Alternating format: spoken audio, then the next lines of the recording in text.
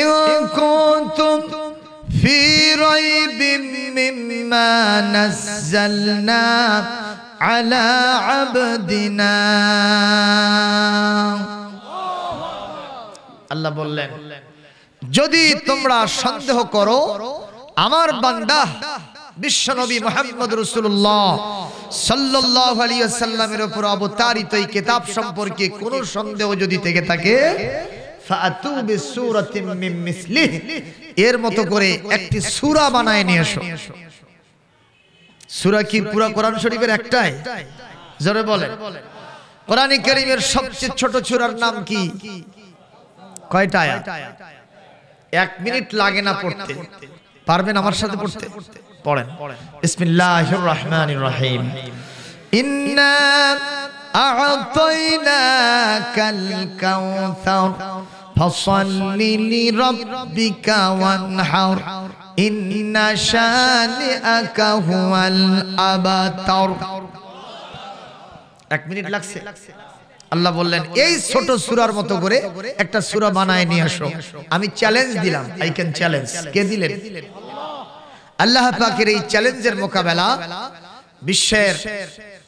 বিশ্বের আজ ১৫০০ বছর পেরিয়ে গেছে, আক্ষরিক অর্থে এই চ্যালেঞ্জের মোকাবেলা কেউ করতে পারে না। জোরে কোন আল্লাহু আকবার। ওই সময়ের লোকেরাও কিন্তু জ্ঞানী ছিল। প্রশ্ন করতে পারেন, কেমন জ্ঞানী ছিল? কেমনে জ্ঞানী ছিল? আপনারা কি কোনোদিন মানুষের পায়ের চিহ্ন দেখে দেখে বলতে পারবেন এই দিক দিয়ে অমুক হেঁটে গেছে? পারবেন? কিন্তু আরবের লোকেরা ওই সময় পদচিহ্ন বিশারদ ছিল, ওরা কোন দিক দিয়ে কে হেঁটে গেছে পায়ের চিহ্ন দেখে বুঝতে পারত। আর এখন আমরা আঙ্গুলের ছাপ দেই, এটা কম্পিউটার দিয়ে পরীক্ষা না করলে আমরা বুঝতে পারি না। বিজ্ঞান বুঝতে পারে না। জোরে কোন ঠিক না? ঠিক। কিছু না কিছু পার্থক্য থাকে, কিন্তু তারা ওই সময় তো মহাবিশ্বের মহাবিশ্বয়, কোরআন কারীম ছাড়া ওখানে কোনো কম্পিউটার ছিল? তাহলে ওরা কেমনে বুঝতো? নিঃসন্দেহে তাদের জ্ঞানের পরিমাণ বেশি ছিল। এত জ্ঞান সত্ত্বেও কোরআন কারীমের ভুল ধরতে আসলো এক পর্যায়ে। এই কোরআন কারীমের 4 নম্বর সূরা 5 নম্বর পারা সূরাতুন নিসার 82 নম্বর আয়াতটা তাদের সামনে আসলো। 1 নম্বর কোরআনের চ্যালেঞ্জ আল্লাহ সূরা দিলেন, মোকাবেলা করতে পারলো না। এরপরে আল্লাহ আহ্বান জানালেন কিভাবে? আফালা ইয়াতাদাব্বারুনাল কুরআন ওয়ালাউ কানা মিন ইনদি গায়রিল্লাহি লাওয়াজাদু ফীহি ইখতিলাফান কাসীরা।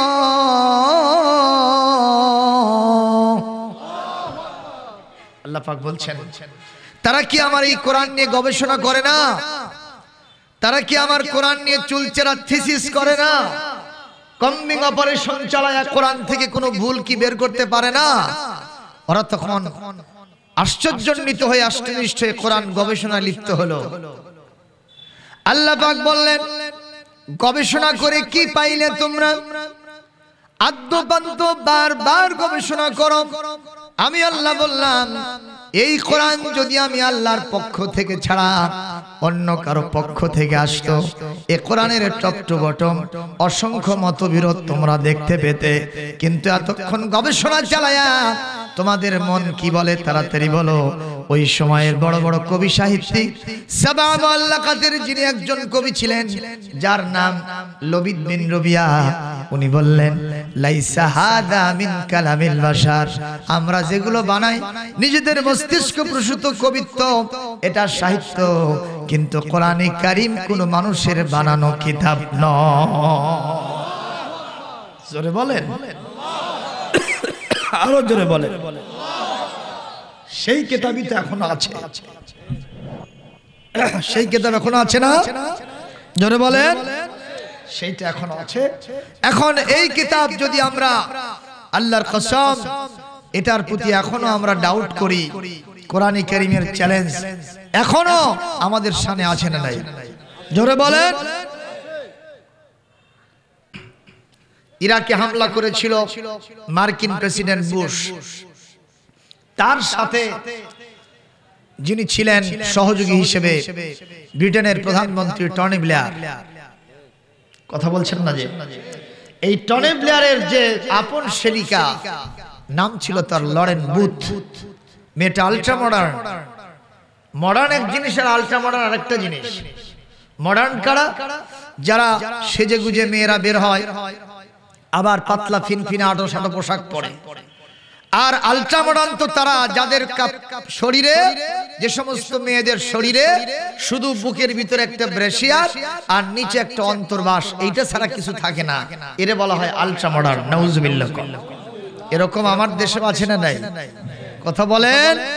তবে আমরা সরকারের কাছে দাবি জানাবো, যেই দেশের পরতে পরতে আল্লাহর ওলিরা শুয়ে আছেন, অসংখ্য মসজিদ মাদ্রাসা, লক্ষ লক্ষ প্রায় 4 লক্ষাধিক মসজিদ বাংলাদেশে, লক্ষ লক্ষ মাদ্রাসা, খানকা, মক্তব, মারকাজ, আর একটা সিজনে বাংলাদেশের 70,000 গ্রামে, বিভিন্ন গঞ্জে, শহরে, বন্দরে অন্তত 1 কোটির উপরে কোরআনের তাফসীর মাহফিল হয়। আপনারা সুখের সংবাদ শুনবেন, আনন্দের সংবাদ শুনবেন। এখন বর্তমানে ইন্টারনেটের জগৎ, মোবাইল ফোনের ভিতরে আগে ইউটিউবে সার্চ দিলে ওখানে শুধু পচা পচা নারীদের দেহ আসতো। কথা কয় না যুবকরা? ওখানে শুধু অভিনয় আসতো, ডান্সিং আসতো। আর এখন বর্তমানে ইউটিউবে সার্চ দিলে বিদগ্ধ তাফসীর কারকদের কোরআনের তাফসীর শুনতে পাওয়া যায়। জোরে কোন আল্লাহু আকবার। তাহলে আপনারা কি মনে করেন এই জমিনে এখন ওই নারীদের পচা পচা দেহ চলতে পারে? এখন উলঙ্গ ছবি, এখনো নীল ছবি প্রদর্শন করে আমাদের যুবকদের কি এখনো জাহান্নামের খোরাক বানানো উচিত হবে? আমরা আজকের মাহফিলের শুরুতেই গভর্নমেন্টের কাছে দাবি জানাবো, নীল ছবি যেগুলো বস্তা পচা বিভিন্ন দেশ থেকে আমদানিকৃত, এগুলো অনতিবিলম্বে নিষিদ্ধ করতে হবে। আমার সাথে একমত? কারা কারা একমত? হাত তুলে আল্লাহকে দেখাও।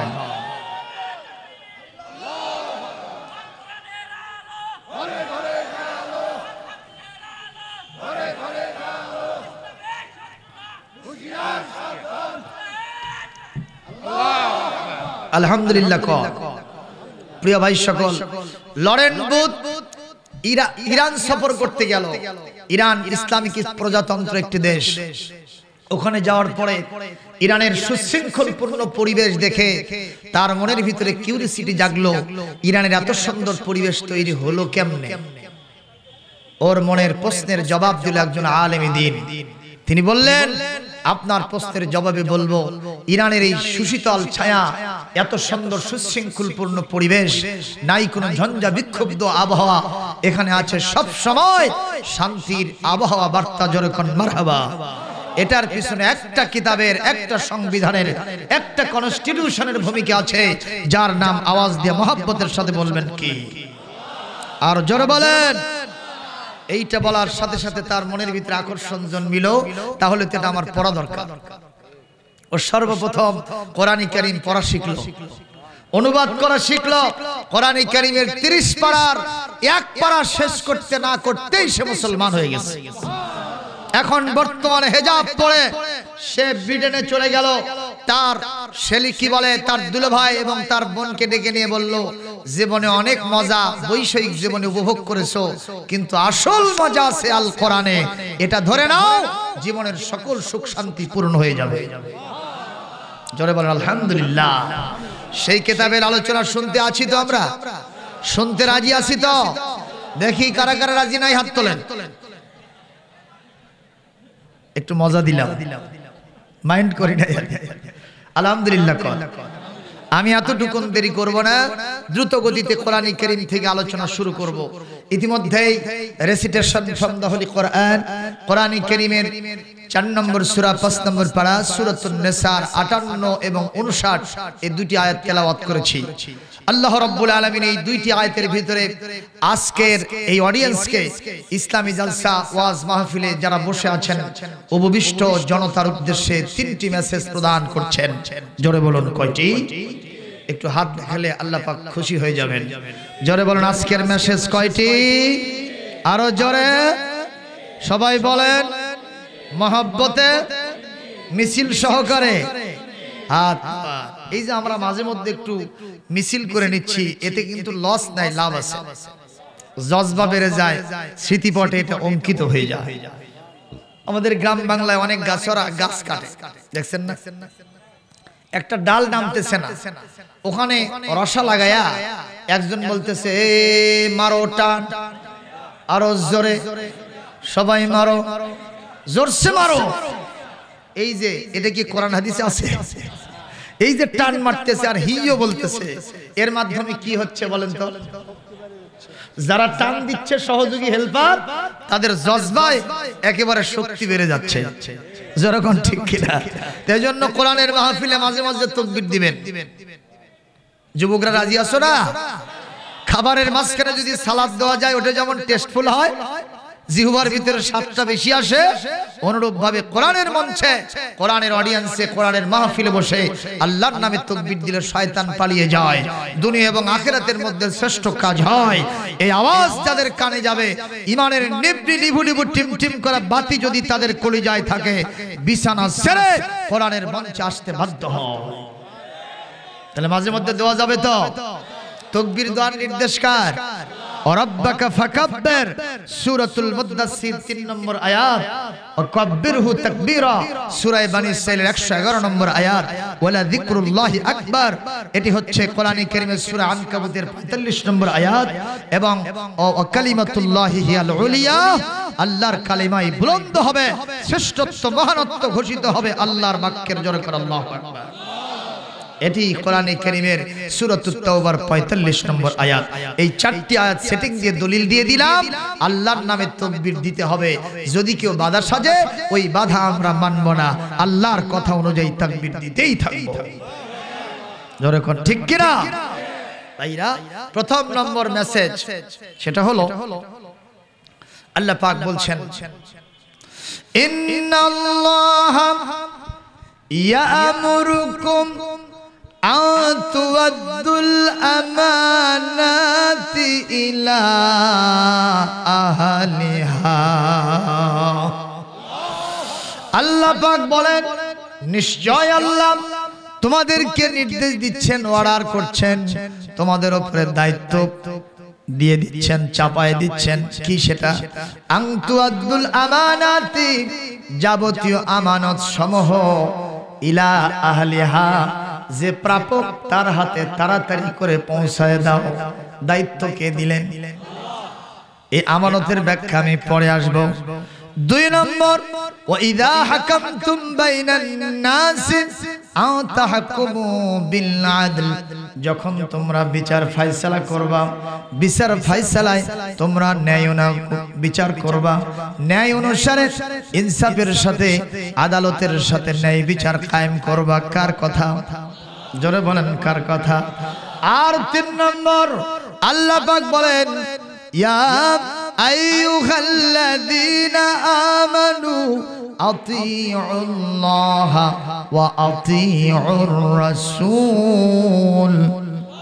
ইমানদারগণ, তোমরা আল্লাহর আনুগত্য করো, আর 2 নম্বর রাসূলের আনুগত্য করো, আর 3 নম্বর ওয়া উলিল আমরি মিনকুম, যার রাসূলের অ্যাবসেন্সে, তার অবর্তমানে আলেম ওলামা, ইসলামী নেতৃবৃন্দ, পীর বুজুর্গ এবং বড় বড় ইসলামী চিন্তাবিদ যারা, তাদের অনুসরণ অনুকরণ তোমাদের জীবনে করতে হবে। এইটা যদি করতে পারো, আমি আল্লাহ পাক তোমাদের উপরে খুশি হয়ে যাব। এই 3টি কাজ করার সাথে সাথে আমি আল্লাহ তোমাদের জন্য জান্নাতের ফয়সালা দিয়ে দিব। আমরা জান্নাতে যেতে চাই তো? কেউ জাহান্নাম হতে আসছেন? জান্নাতীরা জান্নাতের বাগানে বসতে পারে, কিন্তু জাহান্নামীরা জান্নাতের বাগানে বসতে পারে না। আজকে আপনারা যারা বসছেন, আমি কোরআন শরীফ হাতে রেখে বলছি, এখানে যারা বসেছেন, কোরআনের আকর্ষণে, আল্লাহর মহব্বতে, বিশ্ব নবীর মহব্বতে, আপনারা এক একজন আল্লাহর খাস জান্নাতি বান্দা। আমি নিজে চোখে দেখছি, যারা বসে আছেন তাদের প্রত্যেকের চেহারা দিয়ে নূর চমকাইতেছে। আপনার চেহারা তো আপনি দেখছেন না, আমি দেখছি, ঠিক কিনা? আপনাদের প্রত্যেকের চেহারার ভিতরে নূর আছে। তা যদি আপনার চেহারা আলকাতরার কাছাকাছিও হয়, এরকম চেহারা সম্পূর্ণ আছে না নাই? কিন্তু সাদা চেহারা হলেই যে নূর বের হয় তা বুঝবেন না। বেলালের চেহারার চাইতে কালো চেহারার কারু ছিল না, কথা কয় না। তারপরে বেলালের মর্যাদা আল্লাহর কাছে কম। জোরে বলেন কেমন মর্যাদা হলো? যেই দিন বিশ্বনবী সাল্লাল্লাহু আলাইহি ওয়াসাল্লাম সিদ্ধান্ত নিলেন আমি কাবার ইন্টারন্যাশনাল ট্র্যাডিশনাল মস্ক আন্তর্জাতিক খ্যাতি সম্পন্ন এই মসজিদের মুয়াজ্জিন হিসেবে আমি বেলালকে নিয়োগ দিলাম। সেই দিন মক্কা বিজয়ের দিন তো ওই কাফেররা বিভিন্ন জায়গায় বসে থেকে শব্দ পালাইছে। কয়েকজন তেলতেলা গোয়েন্দা, কয়জন? 4 থেকে 5 জন। এই তেলতেলা গোয়েন্দাররা আলোচনা করতেছে মুহাম্মাদের সব ভালো লাগলো, কিন্তু একটা জিনিস ভালো লাগলো না। শুনতেছেন কথা? কি ভালো লাগলো না? কয় মুহাম্মদ আগে জানতাম খুব মেরিটোরিয়াস বুদ্ধিমান মানুষ, ইন্টেলেকচুয়াল পাওয়ার, বুদ্ধিবৃত্তিক মনোবৃত্তি তার ভিতরে আছে, কিন্তু এখন বুঝতেছি ওর মাথায় ঘিলু নাই। কেন? কয় বেলালের মতো একটা কালো কাককে মসজিদ হারামের মুয়াজ্জিন বানাইছে, আমাদের মান সম্মান মাটির সাথে মিশে গেছে। বেলালের চেহারা তাদের কাছে কালো, আল্লাহর কাছে কি? আল্লাহর কাছে কি? একজনে বলতেছে আল্লাহ ধন্যবাদ, তার একজন বলে মিয়া তুমি তাহলে সমর্থন করলে নাকি? কয় যে না। কি তাহলে? আল্লাহ ধন্যবাদ জানানো এই জন্য যে আল্লাহ আমার বাপকে আগের দুনিয়ার থেকে নিয়ে গেছে। তো তোমার বাপকে নিয়ে গিয়ে বাপ দুনিয়ার থেকে গেলে কি কেউ খুশি হয়? তুমি খুশি হও কেন? কয় যে আমার বাপ বেঁচে থাকলে এই বেলাল মসজিদে হারামের মুয়াজ্জিন হইছে, এই কালো দিনটা আমার বাপকে দেখা লাগতো। আমার বাপ এতই অনারেবল পারসন, এতই সম্মানী মানুষ, এইটা দেখতো আর মাটিতে পড়ে মরতো।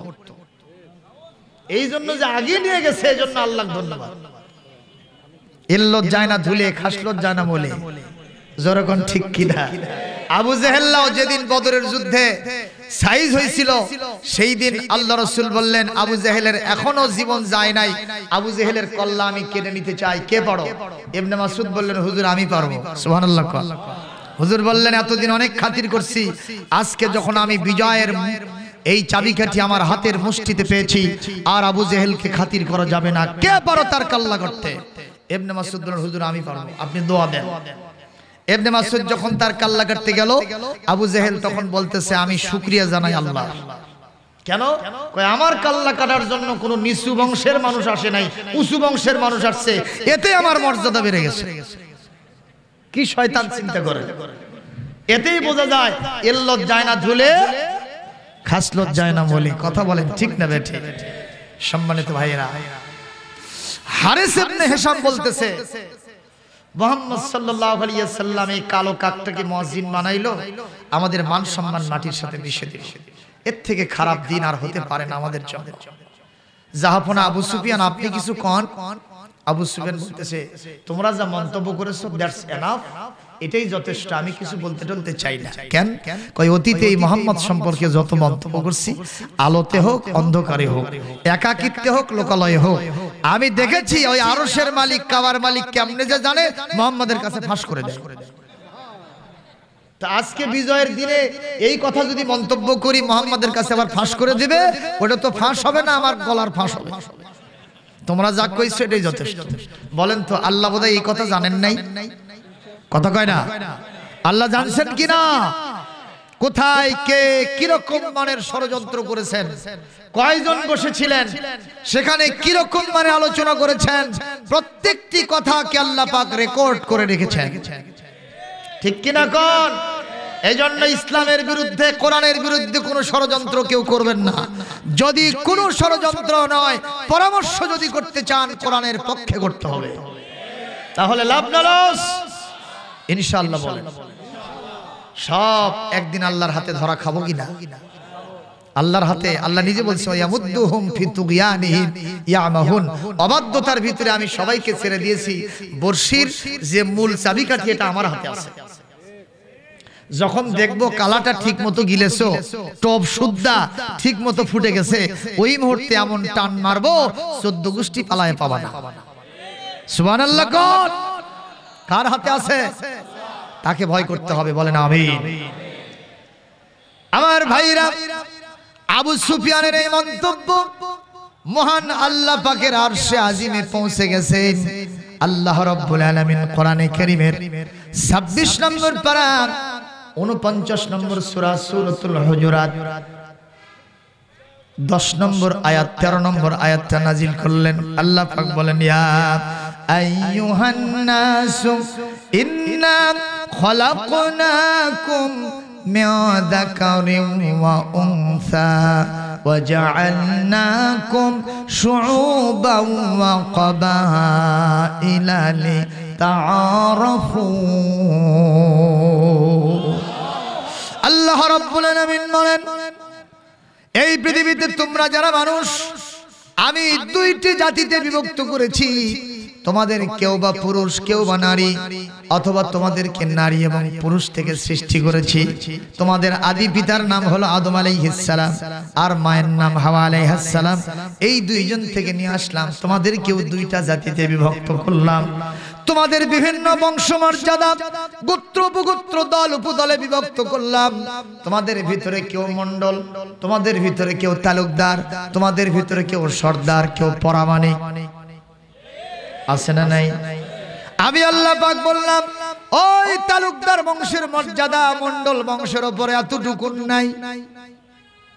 সর্দার বংশের মর্যাদা পরামানিক বংশের উপরে কখনো নাই। তোমাদের ভিতরে কাউকে আমি কালো বানাইছি, কাউকে আমি সাদা বানাইছি, কাউকে হ্যান্ডসাম বানাইছি, টল ফিগার দিয়েছি, কাউকে আমি বেটে করেছি। আমি আল্লাহ পাক এগুলো করার উদ্দেশ্যই নয়, যারা বেটে মানুষ তাদের উপরে টল ফিগার, যারা তাদের মর্যাদা বেশি। আমি যারা কালো মানুষ তাদের উপরে সাদা মানুষের মর্যাদা বেশি। এই জন্য এগুলো করি নাই। কেন করছি শোনো, লে তাআরাফু, যাতে তোমরা একে অপরের পরিচিতি লাভ করতে পারো। জোরে কোন সুবহানাল্লাহ। তবে আমার কাছে মর্যাদা কার বেশি শোনো, ইন্না কুরামাকুম ইনদাল্লাহি আতকাকুম, আমার কাছে তোমাদের ভিতরে সবচেয়ে মর্যাদাবান, সবচেয়ে বেশি অনারেবল, সবচেয়ে বেশি মুকাররম মুআজ্জাজ মুহতারাম ওই ব্যক্তি যার ভিতরে আমার তাকওয়া বেশি আছে। তাতে তার ক্ষমতা থাকে থাক না থাকে, টাকা পয়সা থাকে থাক না থাকে, চেহারা সুরত ভালো হোক কিংবা মন্দ হোক, বেটে হোক কিংবা লম্বা হোক, এগুলো আমার কাছে কোনো বিবেচ্য বিষয় নয়। আমার ভিতরে যার ভয় বেশি আছে, আমি এই জিরোটাকে হিরো বানায়া গোটা বিশ্বের নেতৃত্ব তার হাতে দিতে পারি। বেলালকে দিকে ঘৃণা করতেছো? বেলালের চেহারা নাই, টাকা পয়সা নাই, বেলালের বংশমর্যাদা নাই, এজন্য বেলালকে দিকে ঘৃণা করছো? আমার বেলাল আমাকে কত মহব্বত করে, কত ভালোবাসে, আমার বেলাল আমাকে কত ভয় করে, তোমরা তা জানো না। আল্লাহু আকবার। কি নির্যাতন বেলালকে করলো রে উমাইয়া। বেলালকে প্রস্তাব দিয়েছে, বেলাল এক আল্লাহর দাওয়াত, এক আল্লাহর কালেমা ছেড়ে দাও, আমি তোমাকে দাসত্বের শৃঙ্খল থেকে মুক্ত করে দিয়া অনেক বড় পজিশনে তোমাকে অধিষ্ঠিত করব। বেলাল ছেড়ে দিয়েছে। কথা বলে বরং বলেছেন, তোমার যত শক্তি আছে সমস্ত শক্তি এক জায়গায় করে আমার বিরুদ্ধে তুমি ষড়যন্ত্র করো, তোমার ষড়যন্ত্র তোমার জায়গায় থাকবে, আমি মাঝখান দেখে আল্লাহর গোলামি করে শহীদ হয়ে চলে যেতে চাই। সুবহানাল্লাহ। অ্যাকশন শুরু হলো। উটের পিছনে লাগায় দিল, দুষ্ট ছেলেদেরকে বলল উটের পিছনে লাগাও আর উটটাকে তাড়ায় দাও। ওটা কি কাদার ভূমি ছিল, বালি ছিল, ধুলা ছিল? ওটা ছিল পাথরের কঙ্করময় ভূমি। যারা দেখেছেন হযরত আবু বকর সিদ্দিক রাদিয়াল্লাহু তাআলা তিনি বলছেন, আমি দেখলাম বেলালকে যখন উটের পিছনে ছেড়ে দিয়া বেঁধে দিয়া উট তাড়ানো হয়েছে, হযরত বেলালের পিঠের চামড়াগুলো ছিঁড়ে ছিঁড়ে মক্কার পাথরময় কঙ্করময় ভূমি রক্তে লাল হয়ে গেছে। এক পর্যায়ে উটের পৃষ্ঠ থেকে খুলে আত্মরা অবস্থায় হযরত বেলালকে মরুভূমির উত্তপ্ত বালিকা রাশির উপরে শোয়ায় দেওয়া হলো। এভাবে তার বুকের উপরে বিরাট পাথর চাপা দেওয়া হলো। যারা মক্কা মদিনা সফর করেছেন তারা জানেন ওখানকার পাহাড়ের পাথরগুলো কি ছোট না বড়? হাজিরা বললেন ছোট না বড়? ইয়া বড় বড় পাথর হযরত বিলালের বুকের উপরে চাপায় দেওয়া হয়েছে। জোরে কোন নাউজুবিল্লাহ। হযরত বিলালের এই মুহূর্তে সারা দিন চলে গেল ওই উত্তপ্ত বালিকারাশির উপরে। হযরত বিলাল আধ মরা অবস্থায় পড়ে আছেন। দিনের শেষে উমাইয়া আসছে ওখানে দেখার জন্য। বিলাল এখন কনভিন্স হয়ে গেছে নিশ্চয় আর আল্লাহকে ডাকবে না, মুহাম্মদকে নেতা মানবে না। এই রকম চিন্তা চেতনা নিয়ে এসে হযরত বিলালের সামনে যখন প্রস্তাবনা দিয়েছে, বিলাল রে, মনে হয় এখন তুমি শোধন হয়ে গেছো, এখন তুমি কনভিন্স হয়ে গেছো, এক আল্লাহরে ছেড়ে দাও, লাত মানত উজ্জা হবলকে মেনে নাও। জোরে কোন নাউজুবিল্লাহ। হযরত বিলাল আবু বকর সিদ্দিক রাদিয়াল্লাহু তাআলা আনহু বলেন, এই মুহূর্তে হযরত বিলাল তার মুখ দিয়ে কথা বলার মতো তেমন কোনো শক্তি নাই। হাত পা সবগুলো ভেঙে চুরমার করে দিয়েছে, রক্তে লাল বানিয়ে দিয়েছে, আহত পরিশ্রান্ত অবস্থায় তারে রেখে দেওয়া হয়েছে। হযরত আবু বকর বলেন, আমি দেখলাম হাতের সমস্ত আঙ্গুলগুলো ভেঙে ফেলে দেওয়া হয়েছে। একটা শাহাদাত আঙ্গুলি, ভাঙ্গা আঙ্গুলি কষ্ট করে আকাশের দিকে আকাশের দিকে তুলে ধরে হযরত বিলালের মুখ থেকে আস্তে করে উচ্চারিত হচ্ছে, আহাদুন আহাদুন আহাদুন আহাদুন লা ইলাহা ইল্লাল্লাহ ইল্লাল্লাহ লা ইলাহা ইল্লাল্লাহু মুহাম্মাদুর রাসূলুল্লাহ সাল্লাল্লাহু আলাইহি ওয়াসাল্লাম। এই নিউজটা বাইদি ভাই আমার নবীর নখদুর পরে কানে দেওয়া হলো। বিশ্ব নবী, রহমতের নবী, করুণার ছবি হযরত বিশ্ব নবী সাল্লাল্লাহু আলাইহি সাল্লাম বললেন, এই মুহূর্তে যদি কেউ বিলালকে দাসত্বের শৃঙ্খল থেকে মুক্ত করে দিতে পারে, আল্লাহ পাক তাকে জাহান্নামের শৃঙ্খল থেকে মুক্ত করে জান্নাতি বানায় দিবেন। এই কথা শুনে সর্বপ্রথম হযরতে আবু বকর রাদিয়াল্লাহু তাআলা আনহু দৌড়ে গেছেন, উমাইয়াকে গিয়ে বলছে, উমাইয়া রে, আমার দ্বীনি ভাইকে যেভাবে নির্যাতন করছো আমি সহ্য করতে পারছি না, আমার দ্বীনি ভাইকে ছেড়ে দাও। কত টাকা তুমি চাও? আমি আবু বকর আমার ব্যবসায়ের সমস্ত পণ্য বিক্রি করে আমার ভাই বিলালকে দাসত্বের শৃঙ্খল থেকে মুক্ত করে দিব। এই কথা বলে উমাইয়া যা ডিমান্ড করেছে হযরত আবু বকর তার সমস্ত সঞ্চিত সম্পদ দিয়া হযরত বিলালকে মুক্ত করে রাসূলুল্লাহর দরবারে হাজির করেছে। আমার রাসূল বললেন, আবু বকর তুমি একাই কেন এই কাজে শরীক হয়েছো? আমি বিশ্ব নবী তো ওই কাজে একটু শরীক হতে পারতাম। তুমি বড় উপকার করেছো, তুমি বড় লাভ করেছো বিলাল রে। আবু বকর রে, আমি বললাম যখন তুমি বিলালকে দাসত্বের শৃঙ্খল থেকে, কষ্ট থেকে, নির্যাতন থেকে মুক্ত করেছো, আমি রাসূল বললাম আনতা আতিকুল্লাহি মিনান নার, এই মুহূর্তে তুমি আল্লাহর জাহান্নাম থেকে মুক্ত হয়ে গেছো। জোরে বলেন আল্লাহু আকবার। আমার ভাইরা বলেন তো, বিলালের ত্যাগ ও কুরবানি ইসলামের জন্য বেশি না কম? কিন্তু চেহারা ভালো, টাকা পয়সা, বাড়ি ঘর, বংশমর্যাদা, বড় উঁচু চেয়ার, তারপরে মর্যাদা কার বেশি? আজকের এই জমিনে গোটা পৃথিবীতে যিনি যেখানে যেভাবে আলেম ওলামা, ইসলামী চিন্তাবিদ দ্বীনের কোরআনের সাথীদের উপরে নির্যাতন চালাচ্ছেন আর পাওয়ারফুল থাকার কারণে মনে করছেন আমরাই ভালো তারাই কালো, বিশ্বাস করেন কোরআন হাতে রেখে বলছি, এই বিশ্বের ওই সুপার পাওয়ার আমেরিকার প্রেসিডেন্ট ডোনাল্ড ট্রাম্পের যা মর্যাদা, ওর 4 পয়সার মূল্য আল্লাহর কাছে নাই। অথচ আমার দেশের একজন রিকশা চালক দিন আনি দিন খায়, ইমান থাকার কারণে তার মর্যাদা আল্লাহর কাছে আকাশচুম্বী হয়ে গেছে।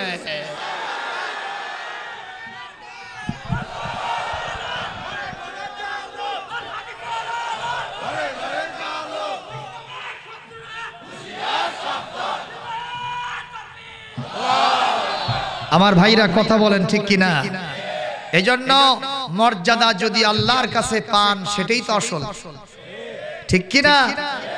কারণ দুনিয়ার চেয়ার আজ আছে কাল নাই, ঠিক কিনা? এটাই হলো ইতিহাস। বিলালের মতো হন, আকাশে বাতাসে আমার আপনার নাম দুলতে থাকবে। সুবহানাল্লাহ, সুবহানাল্লাহ। মা আমিনার কুল জুড়ে ওই আসলো যেন আল হেলাল, সেই খুশিতে মুগ্ধ হয়ে আহাদ আহাদ গায়ে বেলাল। মা আমিনার কুল জুড়ে ওই আসলো যেন আল হেলাল, সেই খুশিতে মুগ্ধ হয়ে আহাদ আহাদ গায়ে বেলাল। দাও খোদা দাও আবার আমায় বেলাল দারাজ দিল, দাও আলীর মতো বীর সেনানী, আলীর মতো বীর সেনানী জাগাতে নিখিল। দাও খোদা দাও আবার আমায় বেলাল দারাজ দিল। হামজাকে দাও ঘরে ঘরে জীবন দিতে অকাতরে, আমার কাবা ভাঙতে এলে। কাবা কে ভাঙতে আসছিল? কোন বাদশা? জোরে বলেন কোন বাদশা? ও কি আসছে না জনমের মতো বিদায় হইছে? ওকে বিদায় করার জন্য আল্লাহর কি কোনো জেনারেল লাগছে? লাগছে? কি দিয়া বিদায় করছেন? ছোট্ট ছোট্ট পাখি, চড়ুই পাখির মতো, ডালের মতো দানা পাথর, নুড়ি পাথর, মুখের ভিতরে একটা, দুই পায়ের খাপিতে দুইটা, তাহলে হলো কয়টা? এই তিনটা অপর থেকে শুধু ছেড়ে দিয়েছে। আবরাহা সুদ্দা আর হাতিওয়ালা বাহিনী যারাই আসছিল তাদের মাথার ভিতর দিয়ে ঢুকে পেটের ভিতর থেকে নারী ভুঁড়ি নিয়া পিছনের রাস্তা দিয়ে সব বের হয়ে চলে গেছে। আমার আল্লাহ পাক বলেন ফাজআলাহুম কাআসফিম মাআকুল। আল্লাহ পাক বলেন গরু ছাগল ওই ভুসি তিসি খাইতে গিয়া মুখের ভিতরে চিবাতে চিবাতে মুখ থেকে যেগুলো সুবলার মতো করে পড়ে যায়, ওটার যেমন কোনো অস্তিত্ব থাকে না, আমি ওদের প্রত্যেকের অস্তিত্ব মাটির সাথে নেস্তেনাবুদ করে দিয়েছিলাম। মুসলমান জবাব দাও, সে আল্লাহ এখনো আছেন না নাই? ওই ক্ষমতা আছে না নাই? ওই আকাশ এই জমিন এখনো আছে না নাই? ওই আল্লাহকে ছাড়া দুনিয়ার কাউকে ভয় করা যাবে না। আমরা ভয় করব কাকে? জবাব দেন যারা যারা আল্লাহকে ভয় করতে রাজি। আর একটা বার হাত তুলে দেখায় দেয়।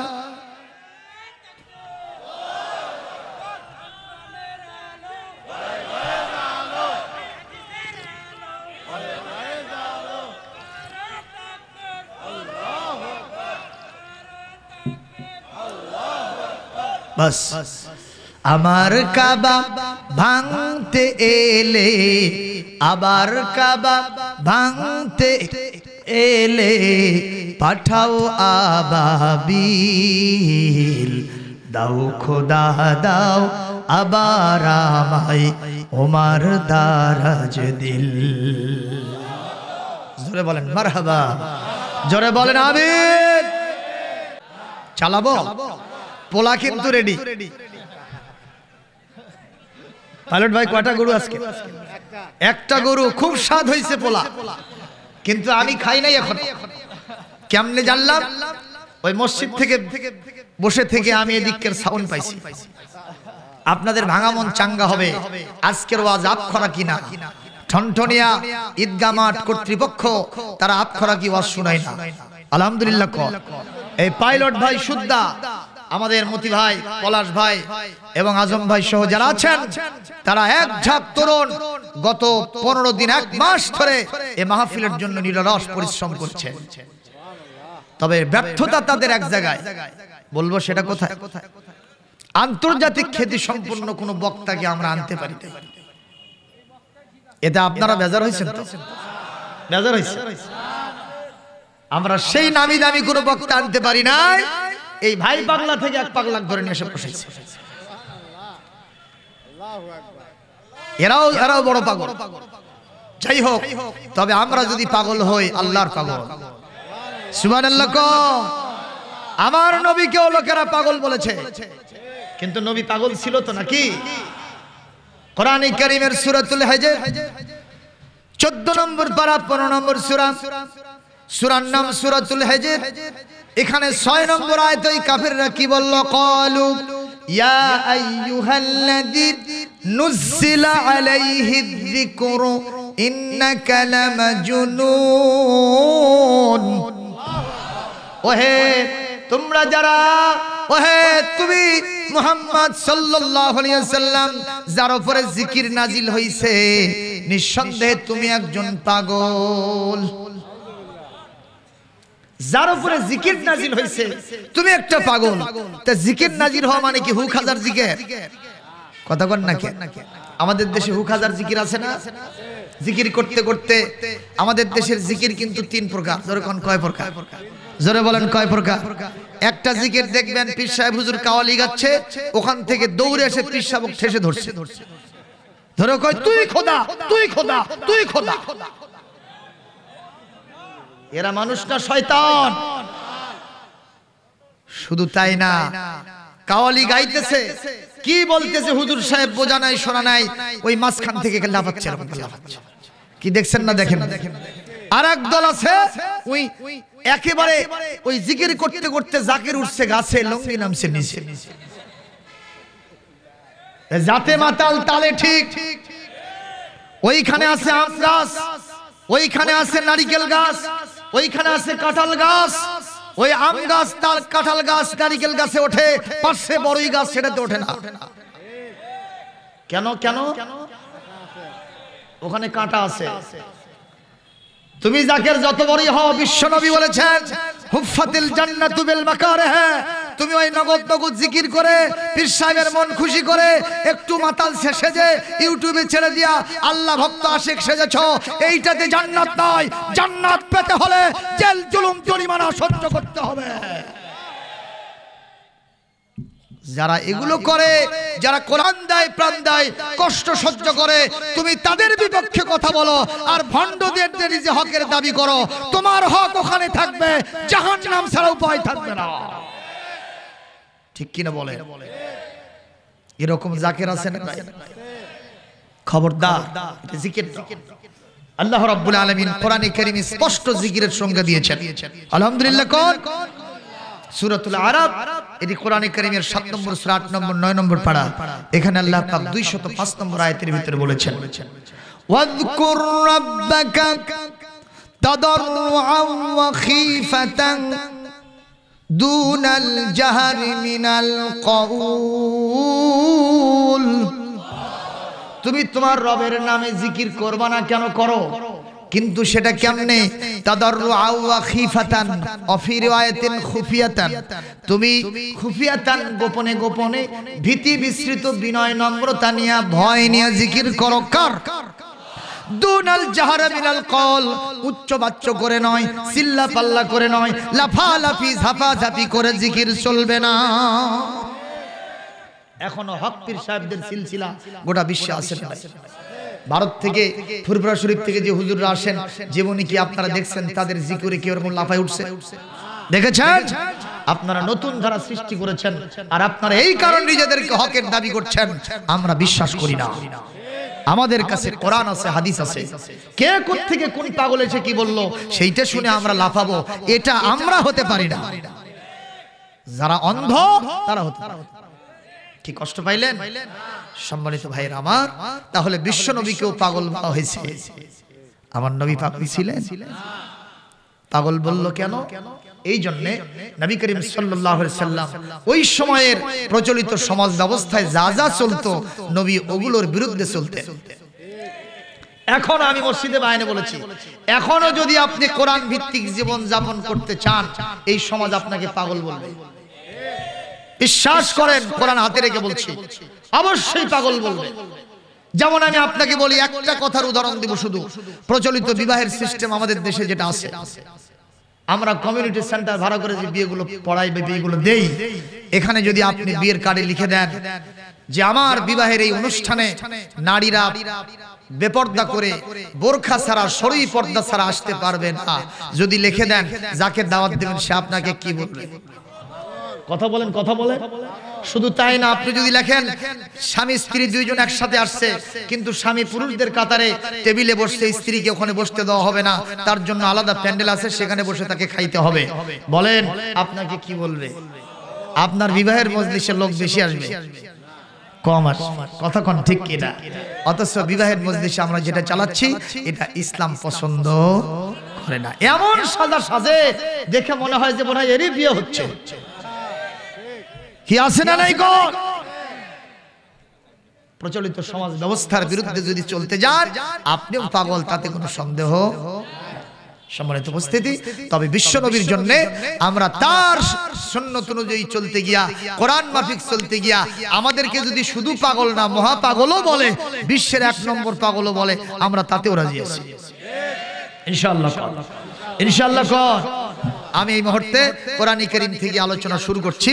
জিকির শব্দের অর্থ হলো কোরআন। যখন কি জিকির শব্দের অর্থ কি?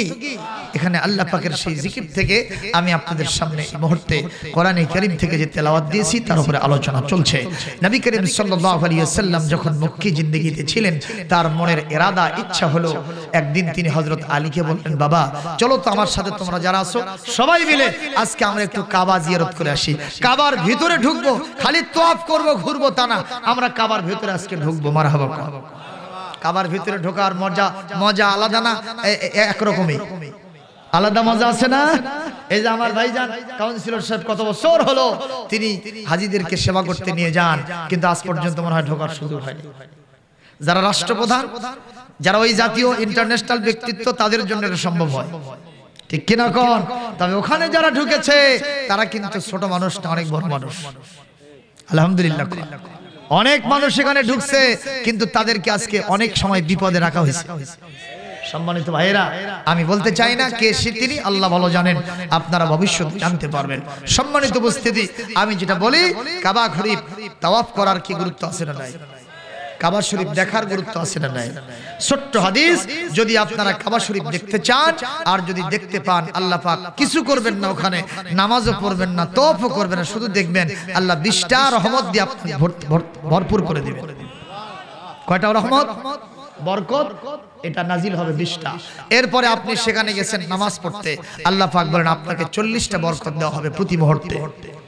আপনি সেখানে নামাজ পড়তে যান নাই, সেখানে তাওয়াফ করতে গেছেন, আপনাকে 120টার ভিতরে 60টা বরকত দিয়ে ধন্য করা হবে। সুবহানাল্লাহ। আর যে চর্মচক্ষু আল্লাহর কাবাকে ঈমানের সাথে দেখেছে, মুহাব্বতের সাথে দেখেছে, ওই চক্ষু জাহান্নামে ঢুকবে না। জীবনে কত কি দেখলাম, আমরা কাবা চোখে দেখলাম না। কথা বলেন না কেন? টিভির পর্দায় দেখলেন, পত্রিকার পাতায় দেখলেন, মিডিয়াতে দেখলেন, ছবিতে দেখলেন, ইউটিউবে দেখলেন, ওই কাবা কি সচক্ষে হাতে নেড়ে ছেড়ে দেখার মতো ইচ্ছা হয় না? কার কার হয়? আত্মুল আল্লাহকে দেখান। আল্লাহ আমাদের সবাইকে কাবার মেহমান বানিয়ে দিই, বলি আমিন। আরো জোরে বলেন আমিন। আমার ভাইরা, আল্লাহর নবী হযরত আলীকে বললেন, বাবা আলী চলো তো আমি একটু কাবায় ঢুকবো। হযরত আলী রাসূল সাল্লাল্লাহু আলাইহি সাল্লামকে নিয়ে একদল সাহাবীকে নিয়ে কাবায় গেলেন। ওই সময় কাবার মর্যাদা কাফেরদের কাছেও ছিল। কাবার যিনি চাবি সংরক্ষণ করতেন তার নাম ছিল ওসমান ইবনে তালহা, সে ছিল পাক্কা কাফের।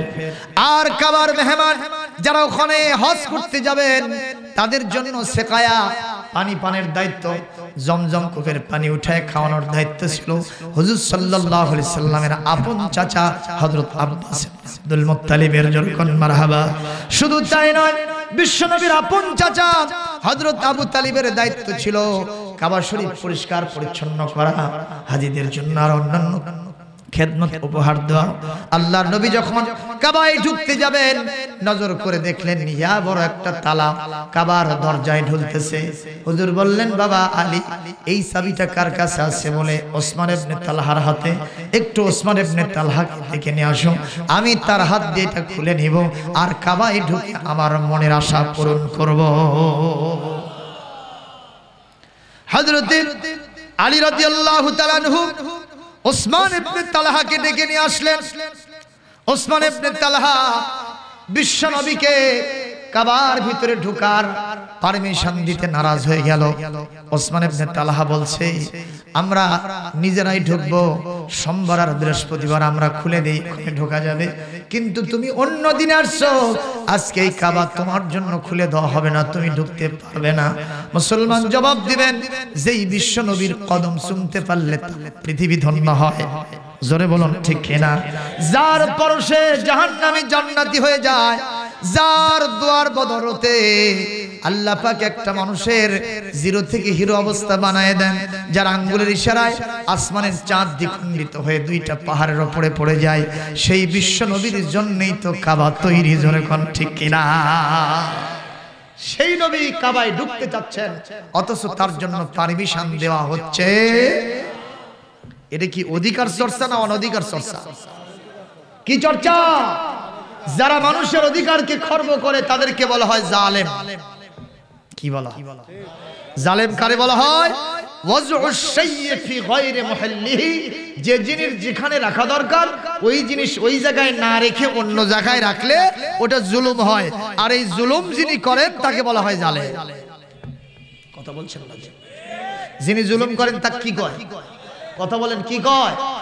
যেমন আপনি বাজারে গেছেন, এখন বর্তমানে দেখবেন বড় বড় টুপি পাওয়া যায়, দেখছেন না? ওই টুপি যদি একেবারে ঠিক মতো খোঙ্গা করেন, ওতে অন্তত 2 কেজি গোশত আনবে, ঠিক কিনা?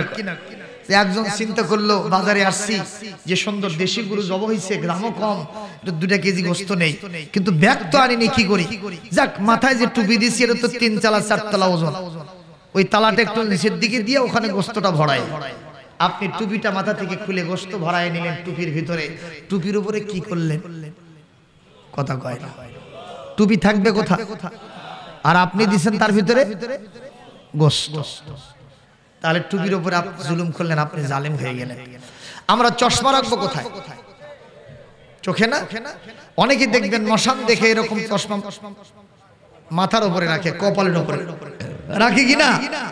আচ্ছা, উনি কপালের উপরে রেখেছেন, অনেক সময় মেজাজ গরম হয়ে যায়, মাথায় ঝাঁকুনি মারছে, চশমা ওখান থেকে উষ্টি গিয়ে আরেকজনের চোখে লেগে চোখ শেষ হয়ে গেছে, তাহলে উনি চশমার উপর কি করছেন? জুলুম করছেন।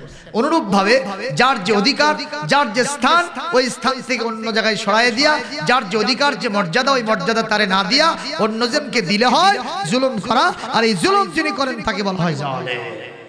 এই জালেম আমার সমাজে নাই, নাই নাই নাই। আর এটা মদিনার ইসলামী রাষ্ট্র হয়ে গেছে। এক মাহফিলে গেছি, বুঝছেন, ওখানে একজন বলতেছে যে এটা তো এখন ইসলামী রাষ্ট্র। কি রাষ্ট্র? আমি বললাম ইসলামী রাষ্ট্রের সঙ্গে যেটা পড়ছি, ইসলামের কথায় রাষ্ট্র চলবে। কথা কোন?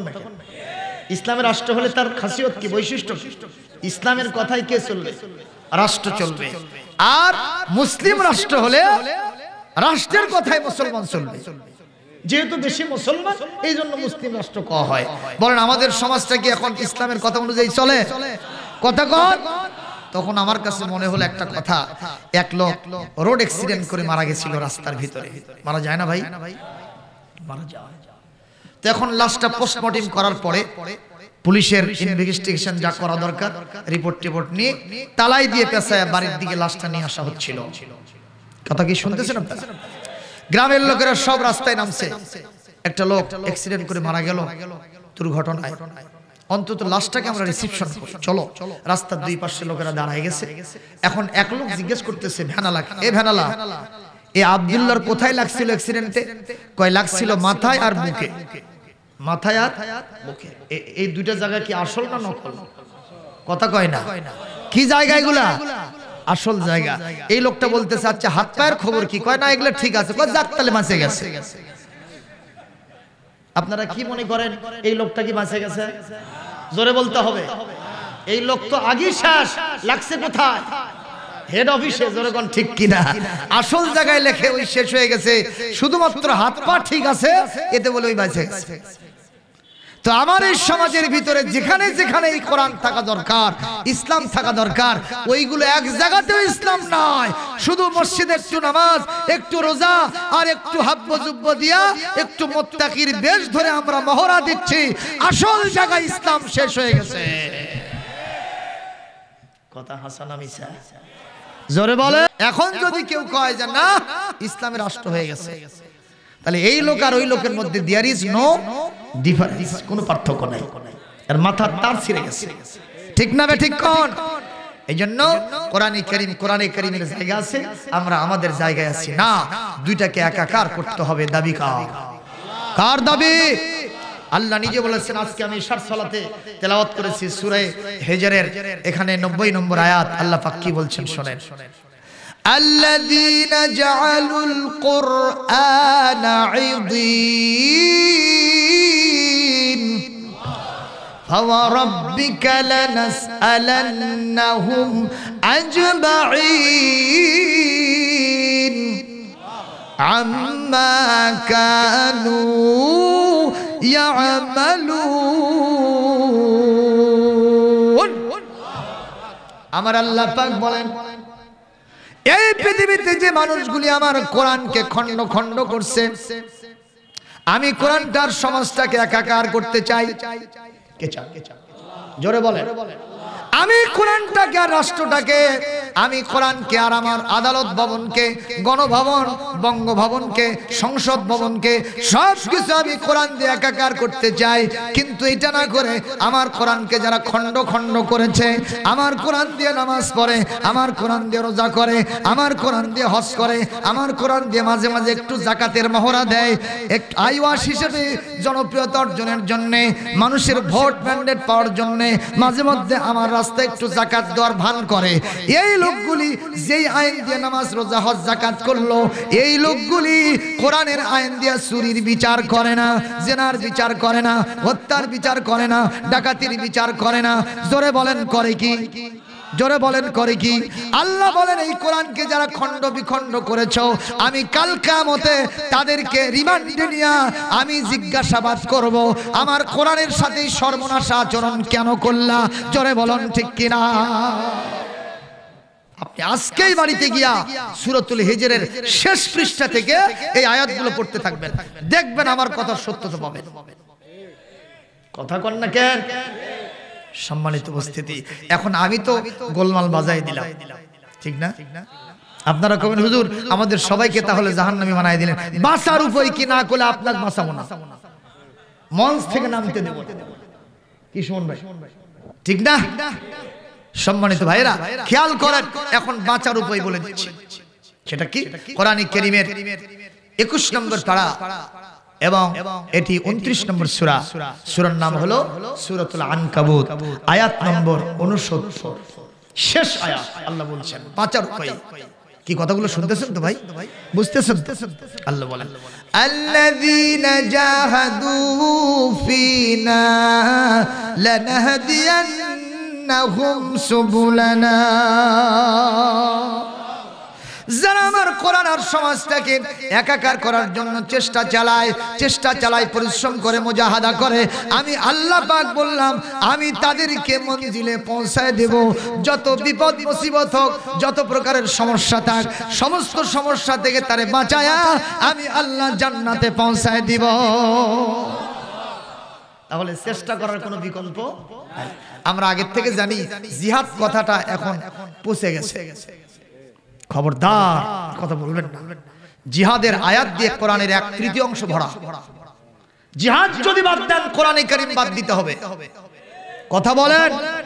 এই কোরআনে কারীমের সূরা মুহাম্মদ, এটার অপর নাম সূরাতুল কিতাল, সূরা তাওবা, সূরা আলে ইমরান, এরপরে চলে যান আপনি সূরা তাহরিম, এরপরে চলে যান সূরাতুল আনফাল। কোরআনে কারীমের অসংখ্য সূরার ভিতরে জিহাদ আর কিতালের আয়াত দিয়ে ভরা। সুবহানাল্লাহ বলবেন। প্রশ্ন হতে পারে হুজুর এই আয়াতগুলো দিয়ে তো জঙ্গিবাদ সৃষ্টি হইল, ঠিক কিনা? জঙ্গিবাদের সাথে ইসলামের কোনো সম্পর্ক? জঙ্গিবাদ, সন্ত্রাসবাদ, যারা মানুষ হত্যা করে, নিজেরা সুইসাইড করে বুঝাতে চাচ্ছে আমি শহীদ হয়ে গেছি, এরা শহীদ নয়, এরা ইসলামের গলা কেটে ফেলছে। আমি দৃষ্টান্ত আপনাদেরকে দেব। ঠিক এইভাবে একটা লোক রাস্তার ভিতর দিয়ে যাচ্ছিল, তার প্রিয় বানরটা তার এই কাঁধের উপরে ছিল। কাঁধের উপরে কি ছিল? বানর।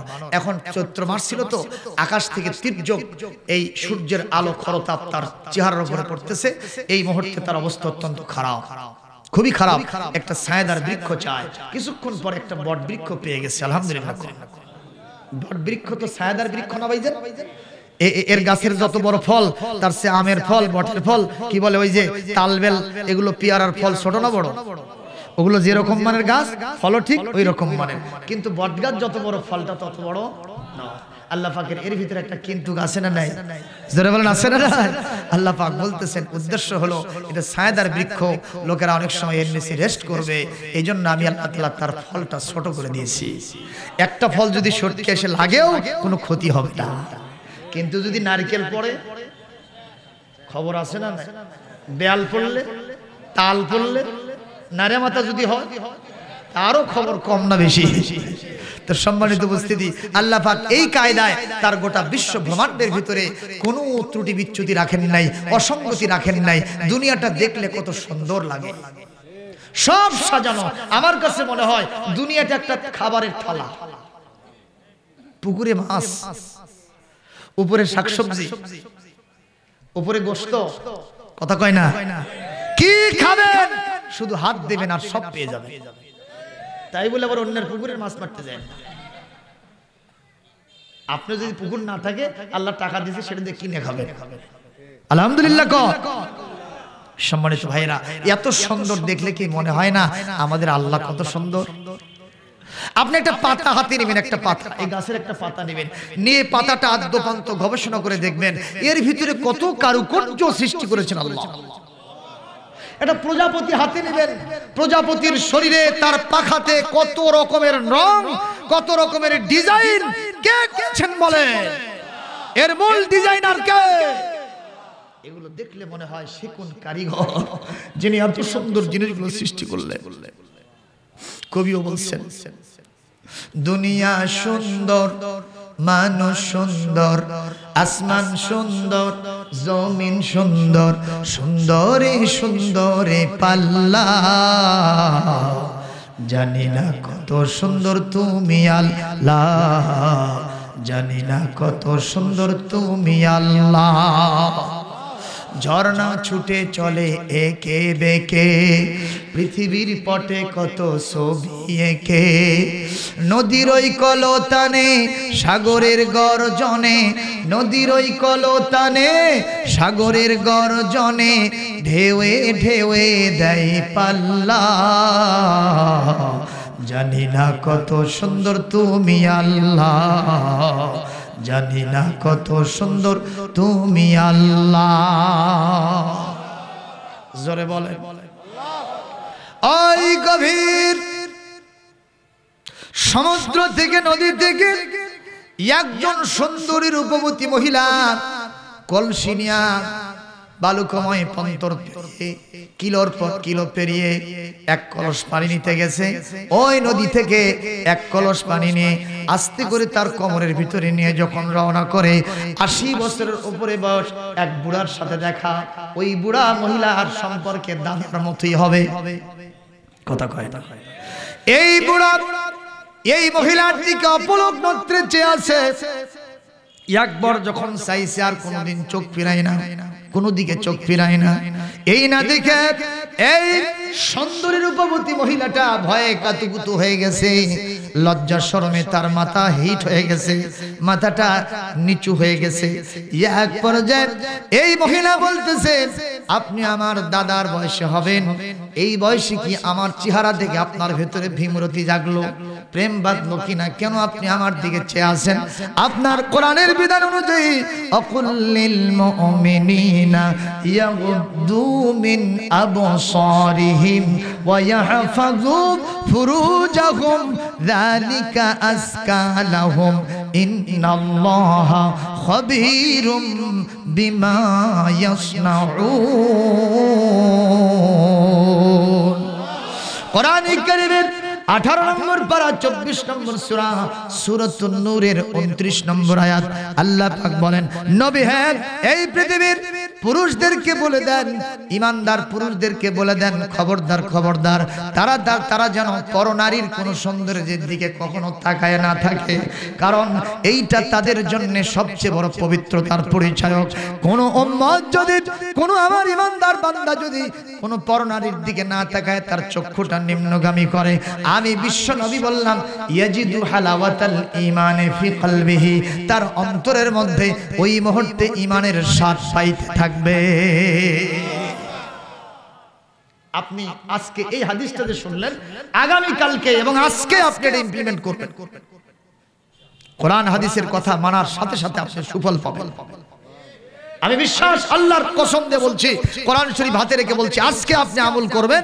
কোনো বেগানা লিপস্টিক মার্কা লাইলুদি বের করা, প্যাটপিট বের করা মহিলা আপনার দিকে আসতেছে আলট্রা মডার্ন সেজে, আপনি যদি প্রথমবার দেখার পরে হঠাৎ করে দেখেছেন আর তাকান নাই, মাথা নিচের দিকে দিয়ে পার হয়ে গেছেন, আপনার অন্তরের মধ্যে ঈমানের শ্বাস পাবেন। আল্লাহে বিল্লাহে তাল্লাহে, আল্লাহর কসম দিয়ে বলছি।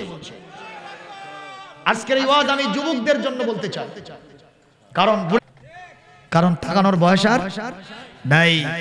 কিন্তু অনেক মাহফিলে গিয়ে দেখি যুবকদের চাইতে বুড়ারে হাত তোলা আগে। কি আছে না? সম্মানিত ভাইরা বলেন, এই আমলটা কি করা যাবে? যুবক ভাইরা করা যাবে? ওয়াজাতা তুমি একটা বেগানা নারীর দিকে তাকায়া, আমার পূর্ববর্তী বক্তা ওয়াজ করে গেছেন, সুব্বা ফি আইনিহিল উনুকা ইয়াউমাল কিয়ামা, কিয়ামতের দিন একটা বেগানা নারীর সৌন্দর্যের দিকে যারা তাকাইছেন, আপনার চোখের ভিতরে গরম সীসা ঢেলে দেওয়া হবে। যুবক ভাইরা এই আমল করা যাবে? যাবে যাবে? দেখি যুবকরা হাত তোলো, শুধু যুবকরা হাত তোলো। বুড়ো মানুষরা বেজার হয়েছে, আপনারাও তোলেন, আপনারাও তোলেন, সবাই তোলেন হাত। আমরা বেগানা নারীর দিকে তাকাবো না ইনশাআল্লাহ। জোরে বলেন ইনশাআল্লাহ। কিন্তু সমাজটা এমন হয়েছে, আজকে মাহফিল উপলক্ষে এখানে বাজার লাগেনি। আমি হুজুর খেজুর হইতাম যদি এদিক দিয়ে যাতায়াত করতাম। আমার বাসা তো আবার এই পাশে, কিন্তু আমি তো এদিক দিয়ে যাতায়াত করি নাই। চিন্তা করছি ওই দিক দিয়ে গেলে এই হাদিস আমার পক্ষে মানা সম্ভব না। জোরেগণ ঠিক না? ঠিক।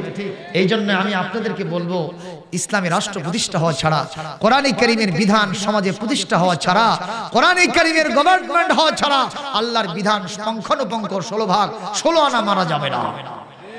এই জন্য বিশ্বনবী মদিনা মুনাওয়ারায় গিয়ে প্রথমে ইসলামী রাষ্ট্র বানাইছিলেন। সুবহানাল্লাহ কোন? এখন ওই রাষ্ট্র প্রতিষ্ঠার জন্য জিহাদ করা লাগবে বলে আমি যে কথা বলতেছিলাম সেটা হলো এইরকম, ওই লোকটা ওই গাছের নিচে একটু রেস্টে গেছে, দেখে ওই প্রিয় বানরটা পাশে ছিল, তো ঝোলাটা তার মাথার নিচে, হঠাৎ করে তন্দ্রার ঘুম ধরছে। এখন বানর নজর করে দেখতেছে যে একটা মাছি এসে বারবার ডিস্টার্ব করতেছে মনিবকে।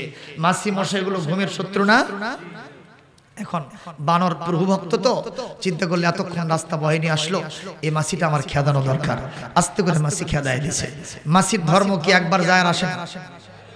ভোঁ করে যায়, ফোঁ করে আসে, ঠিক কিনা? একবার খেদায় দিয়েছে আবার আসছে, আবার খেদায় দিয়েছে আবার আসছে, আবার খেদায় দিয়েছে আবার আসছে। কয়বার গেল? 3 বার। চতুর্থবারের মতো চিন্তা করছে যে কোনো জিনিস 1, 2, 3 পর্যন্ত হবে, কিন্তু আমি 4th নম্বরে তোরে সহ্য করব না, আমি তোরে সাইজ করব। কি দিয়া? বাদরামি শুরু হয়ে গেল মনের ভিতরে। তো মুরুবের ঝোরার মধ্যে তো চাকু দেখছিলাম, আস্তে করে চাকু টান দিচ্ছে যাতে মুনিব টের না পায়। ঘুম ভেঙে গেলে কষ্ট হবে। মুনিবের উপকার করার জন্য আস্তে করে চাকু টেনে বের করে দাঁড়িয়ে আছে। ওদিক থেকে আস্তে করে এসে মশা কি মাছি আবার নাকের উপরে বসছে, আল্লাহু আকবার করে মেরে দিয়েছে। আপনারা বলেন মুনিব কাটছে না মশা কাটছে? কে কাটলো? এখন মুনিব তো তাড়াতাড়ি ঘুম থেকে জাগলো, দেখে রক্ত ফিনকি দিয়ে বের হয়। সর্বনাশ, এই শত্রুতা কে করলো? আশেপাশে দেখে কোনো মানুষ নাই, কিন্তু বানরের হাতের মধ্যে কি? বানর তুমি এই কাম করছো? ওই কান্দে উঠে বলতেছে, মুনিব সত্যি করে বলতেছি, এই বুকটা আমার ফেরে দেখেন, আপনার প্রতি হিংসা নাই, বিদ্বেষ নাই, ঘৃণা নাই, আছে শুধু ভালোবাসা। আমি 100 ভাগ ভালোবেসে আপনাকে চাকু মারছি। কে রে ভাই, ভালোবেসে চাকু মারা যায়? বিষয়টা কি বলে এইরকম, মাছি মারতে গিয়ে আমার এই কাম হয়েছে।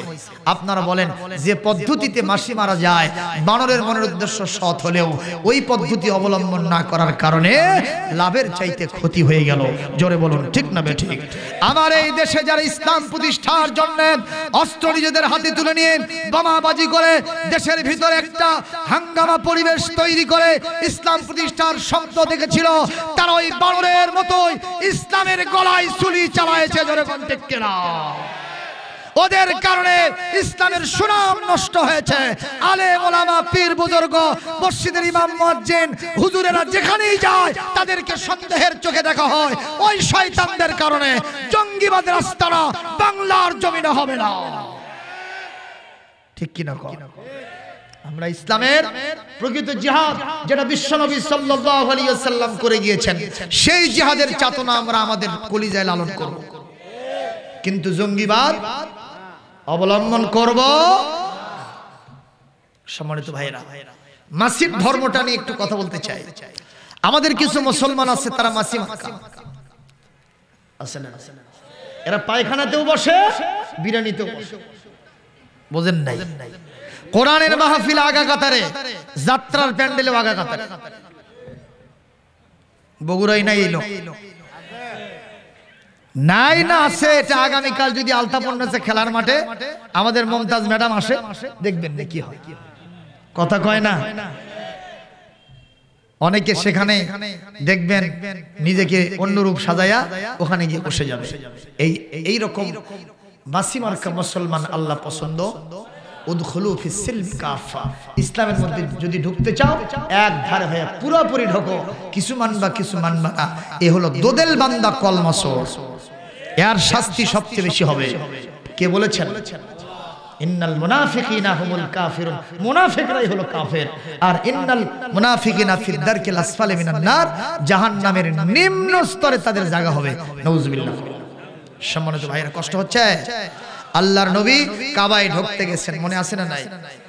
এখন ওসমান ইবনে তালহা নবীকে কাবায় ঢুকতে দিচ্ছে না। কি কারণ? তখন মক্কা যেটা পাওয়ারের চেয়ার, সেই চেয়ারে বসেছিল আবু জেহেলটা। নবীর হাতে পাওয়ার নাই, কাবা তার জন্যই সৃষ্টি, সেই কাবায় তিনি পাওয়ার না থাকার কারণে ঢুকতে পারতেছেন না। যখন ওসমান নবীজিকে ঢুকতে বারণ করলো, বাধা দিল, নবী করিম সাল্লাল্লাহু আলাইহি ওয়াসাল্লাম বললেন, ওসমান তুমি কাকে বাধা দিচ্ছ? কতগুলো কি শুনতেছেন? তুমি কালকে বাধা দিচ্ছ? তুমি কি আমাকে চেনো? তুমি কি আমাকে জানো? তুমি কি আমার সম্মান মর্যাদা বোঝো? ওসমান, ডায়েরিতে স্বর্ণাক্ষরে আমার কথা লিখে রাখো, এই কানের ভিতরে ভালো করে ঢুকে নাও, স্মৃতিপটে অঙ্কন করে নাও। আজ হোক কাল হোক, আমি বিশ্বনবী বলছি, এই কাবার চাবি আমার হাতে আসবে।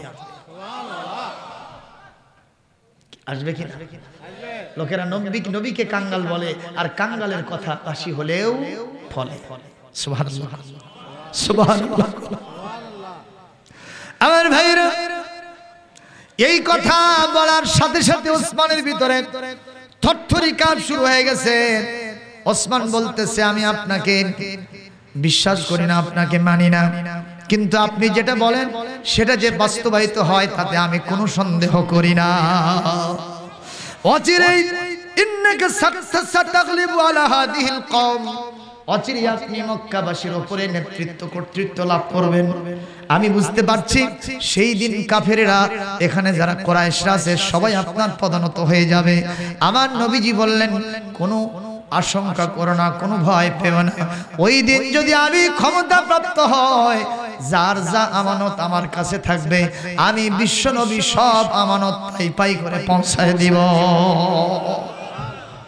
এই মুহূর্তে ওসমান চাবি পাওয়ার লোভে, নবীজি যেই দিন মক্কা বিজয় করবেন সেই দিন যাতে চাবি তার হাত ছাড়া না হয়, এই চাবি পাওয়ার লোভে আল্লাহর নবীর জন্য আস্তে করে কাবার দরজা খুলে দিলেন। আল্লাহু আকবার।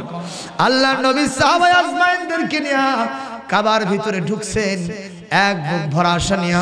যে আশা নিয়ে কাবার ভিতরে ঢুকলেন, বিশ্ব নবী দেখলেন সে আশা পূরণ হলো না। ওই কাবা তখন ফেরেশতারা দখল করে নাই, আল্লাহ পাকের দখলে নাই। কাবা এখন শয়তানদের দখলে। কাবার ভিতরে এক নয়, দুই নয়, 360টা মূর্তি স্থাপিত হয়েছে। চিৎকার দিয়ে বলেন নাউজুবিল্লাহ। আল্লাহর নবী ডুক রেখে দিয়ে উঠে আল্লাহকে বলতেছেন, আল্লাহ আমি মেনে নেব না। এই কাবা তো মুসলমানদের জন্য, ইমানদারদের জন্য, আপনার দাসত্ব গোলামীর জন্য তৈরি হয়েছে। মোবারকময়, বরকতময়, রহমতময় এই কাবা, সেটা ওরা দখল করে থাকবে। আমি নবীজি এটা মানতে পারি না। কোরআনে কারীমের 3 নম্বর সূরা 4 নম্বর পারা, সূরার নাম সূরাতু আলে ইমরান, আয়াত নম্বর 96। আল্লাহ পাক বলতেছেন, ইন্না আউওয়ালা বাইতিম বুযিআ লিন-নাসি লাল্লাযী বিবাক্কাতা মুবারাকাও ওয়া হুদাল লিল আলামিন। আরো জোরে কোন আল্লাহু আকবার। আল্লাহ পাক বলেন, পৃথিবীর সর্বপ্রথম ঘর কাবা আমি আল্লাহ এটা মানুষের জন্য বানাইছি। ওখানে যারা যাবে তারা বরকত পাবে। ওখানে যদি কেউ জিরো যায় সে হিরো হয়ে যাবে। ওখানে যদি জাহান্নামী যায় ওখান থেকে জান্নাতি হয়ে বাড়িতে ফিরে আসবে। নবীজি তাই তো বলেন, যদি কেউ কোনো ব্যক্তি হজ পালন করে আল্লাহর জন্য, আর জিনা ব্যভিচার ওখানে পাপাচার থেকে দূরে থাকতে পারে, ও যখন বাড়িতে ফিরে আসে, রাজা কায়াউমিন আলাদাতহু উম্মুহু, যেই দিন তার মা তাকে গর্ভ থেকে সঞ্চার করেছিলেন, জন্ম দিয়েছিলেন, ওই দিন শিশুটা যেমন নিষ্পাপ ছিল, যারা হজ করে এয়ারপোর্টে নামে ওরাও নিষ্পাপ হয়ে মাসুম বেগুনা হয়ে দেশের মাটিতে ফিরে আসে। কিন্তু অনেকে আবার হাজি হয়ে ওখানে হাজি হয়, এখানে সে পাজি হয়, আছে না ভাই? আল্লাহ পাক আমাদেরকে হাজি হওয়ার জন্য যেটা শিখাইছেন সেটা লাব্বাইক। লাব্বাইক মানে কি জানেন? লাব্বাইক মানে খালি হাজির না। লাব্বাইক শব্দটা আরবি ব্যাকরণের ভাষায় এখানে কয়েকটা শব্দের সমন্বয় আছে। যারা মূর্খ সুর্খ হাজি তারা তো বোঝে না। এখানে লেখা আছে লাব্বাইক আল্লাহুম্মা লাব্বাইক। লাব্বাইক শব্দ অর্থ হলো উলিব্বু লাকা ইলবাবান বাদা ইলবাবিন ওয়া সা'দাইকা উসঈদু লাকা ইসআদান বাদা ইসআদিন। এর মানে হলো, আল্লাহ আমি বাড়ি থেকে যখন রওনা করেছি, আমার জায়গা জমি বাড়ি ঘর টাকা পয়সা বিবি বাল বাচ্চা, আমার ব্যবসা, আমার চাকরি, আমার কৃষিকাজ, আমার স্থাবর অস্থাবর সমস্ত সম্পদ, আমার সমস্ত পিছু টানগুলো ফেলে দিয়া আল্লাহ আমি তোমার কাছে হাজির হয়েছি। গায়ে একটা পায়ে একটা কাপড় দিয়েছি, তার মানে আমি মরণকে বরণ করেছি, তোমার দরবারে হাজির। তুমি আমাকে যেভাবে ইচ্ছা, যখন ইচ্ছা, যেরকম ইচ্ছা, যখন বলবা, যেভাবে বলবা, তোমার জন্য আমার জানটা দিতেও প্রস্তুত আছে। এর মানে হলো লাব্বাইক। এর মানে কি? এর মানে কি? লাব্বাইক। এটা বোঝে না হাজিরা গিয়া খালি কাবার গেলাপ ধরে দোয়া করে, আল্লাহ তুমি আমাকে মউত দাও, এই কাবা ছেড়ে আর যাব না। আছে না নাই? এখন বাড়িতে আসার পরে ওই ওখানে চলে গেছে, ওই রোমের ভিতরে। কোথায় গেছে? হোটেলের রোমে গেছে। তো ওর এক নাতি আবার এই দোয়াটা শুনছিল। ওই দোয়া করে যেই না বাসায় ফিরেছে, তখন ওখানে ধুলি ঝড় শুরু হয়ে গেছে, বালি ঝড় শুরু হয়ে গেছে। এত কঠিন ঝড় যে মনে হয় সব তলবর হয়ে যাবে। ইতিমধ্যেই ওই নাতি বলতেছে দাদাকে, যে লোকটা কাবার গেলাপ ধরে বলল, আল্লাহ তুমি মরণ দাও, এখান থেকে যাব না, বলতেছে দাদা তোমার দোয়া কবুল হয়ে গেছে। তো দাদা বলতেছে কেন? যে ঝড় শুরু হয়েছে তোমার মরণ ছাড়া কোনো বুদ্ধি নাই, তুমি যে দোয়া করে এলে। কয় ভাই এই দোয়া এবারকার জন্য না রে, সামনে বারের জন্য করছি। না জোরে কর নাউজুবিল্লাহ, আর জোরে কর নাউজুবিল্লাহ। তার মানে আমাদের অধিকাংশ হাজি হজের যে অ্যাটিটিউডটা, হজের যে ফিলিংসটা তারা বোঝে না। জোরে কর ঠিক দেবে ঠিক। যিনি হজ করবেন তিনি দেশের মাটিতে এসে আর সুদ খাইতে পারবেন, ঘুষ খাইতে পারবেন, জেনা করতে পারবেন, তার বিবিকে বেপরদায় রাখতে পারবেন, তার মেয়েকে বেপরদায় রাখতে পারবেন, সে কখনো মানুষের উপরে জুলুম করতে পারবে। এটা হলো হজের অ্যাটিটিউড। এই শিক্ষা আমরা গ্রহণ করব, বলেন আমিন। আল্লাহর নবী সাল্লাল্লাহু আলাইহি সাল্লাম আল্লাহর কাছে বললেন, আল্লাহ এই ঘর তো নির্মিত হয়েছিল মানুষের হেদায়েতের জন্য, আর সেই ঘরের ভিতরে এই মূর্তিগুলা, আমি আল্লাহ আপনার কাছে পারমিশন চাই, আমি সমস্ত মূর্তিগুলোকে ভেঙে চুরে খান খান করে এখান থেকে বের করে দেব। আল্লাহ পাক বললেন, ডোন্ট, কখনোই নয়, এই কাজ আপনার এখন করা যাবে না। কারণ একটা মূর্তির যদি আপনি শুধু তার হাতটা ভেঙে দেন, ওরা আপনাকে ফাঁসির কাস্টে ঝুলায় জমিন থেকে বিদায় করে দেবে। এই কায়দায় হবে না, আপনাকে পাওয়ারফুল হতে হবে। সুবহানাল্লাহ। যেরকম কোরআনে কারীমের আয়াত সেটিং দিয়ে আপনাদের সামনে বলবো। আল্লাহ রাব্বুল আলামিন নবীকে দোয়া শিখিয়ে দিলেন, নবী হে, আপনাকে এখন মক্কা থেকে মদিনায় হিজরত করতে হবে। ওখানে যাওয়ার পরে আপনি পাওয়ারফুল হবেন, তারপরে আপনি মক্কায় ঢুকবেন, কাবায় ঢুকবেন, মূর্তিগুলো বিদায় করবেন। আপনার চোখের সামনে এসে, মুখের সামনে এসে চোখ রাঙায় কথা বলার সাহস কারো হবে না। সুবহানাল্লাহ।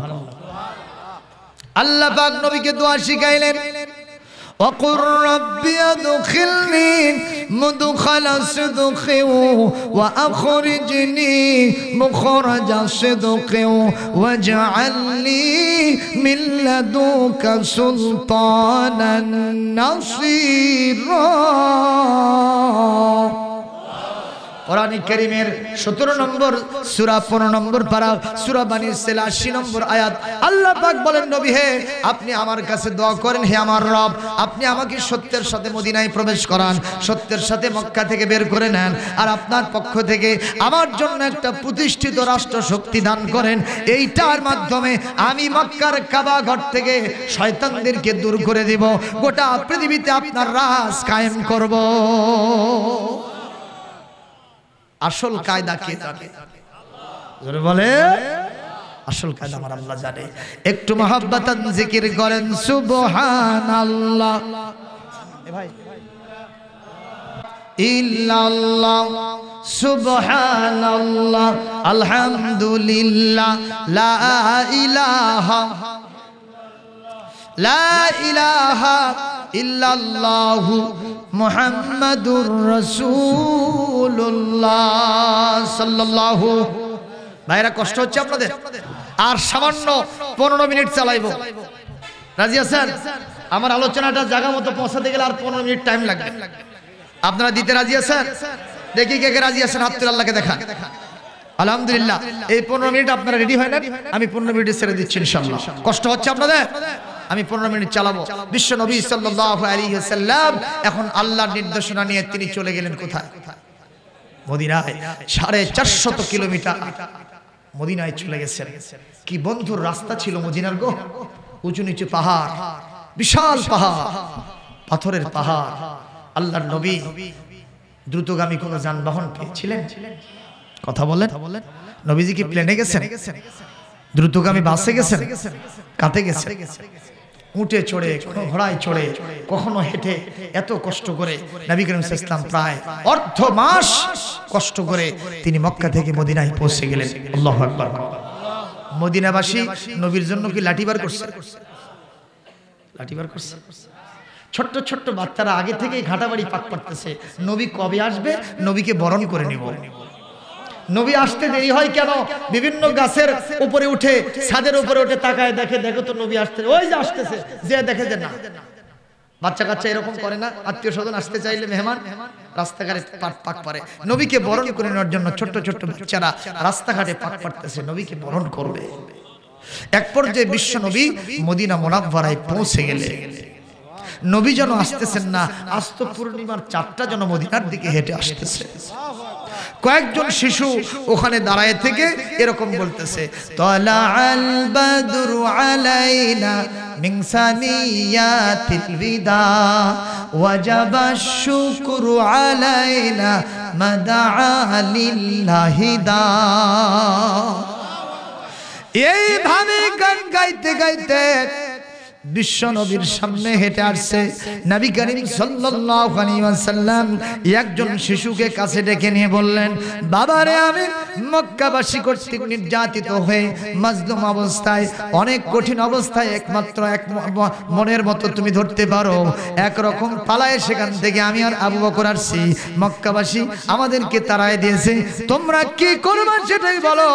ছোট্ট শিশুটা দু চোখের পানি ছেড়ে দিয়ে ডুকরে কেঁদে উঠে বলে, ইয়া রাসূলুল্লাহ, ইয়া হাবিবাল্লাহ, কতদিন হলো আপনার জন্য ইন্তজার ওয়েটিং করতেছি আমরা আপনাকে লাঠি দিয়ে কোনো তো দূরের কথা, এখান থেকে বিদায় করে দেওয়া তো দূরের কথা, নির্যাতন করে দেওয়া তো দূরের কথা, আপনি বিশ্ব নবী যদি নির্দেশ করেন আমাদের কলিজাটা কেটে আপনার পায়ের উপরে রেখে দিব।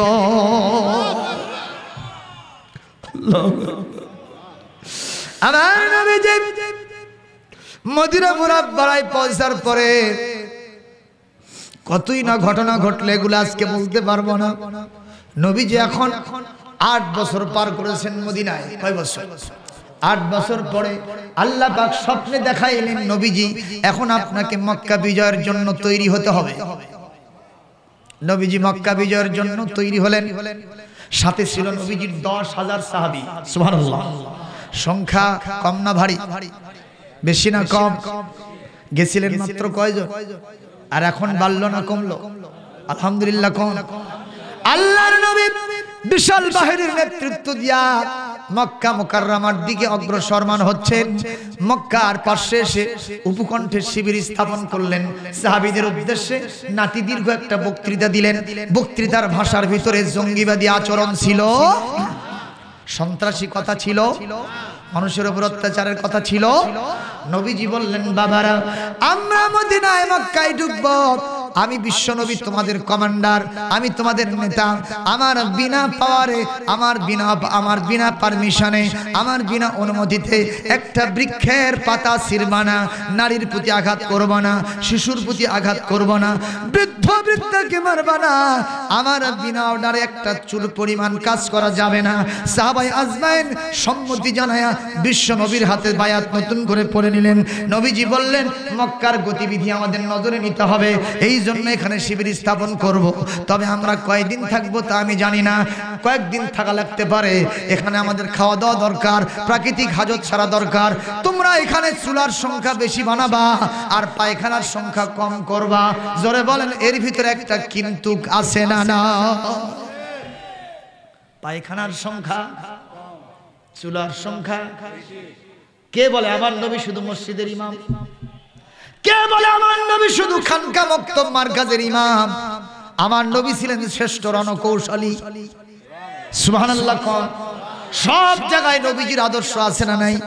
সবগুলো থেকে বিদায় করে শুধু মসজিদ আর মাদ্রাসা, খানকা মক্তব মারকাজে ঢুকাইছি। যদি চিন্তা না থাকে সব জায়গায় নবীর আদর্শ আবার বাস্তবায়ন করব, কাল কিয়ামতে নবীর আদালতে জবাব দেওয়া লাগবে।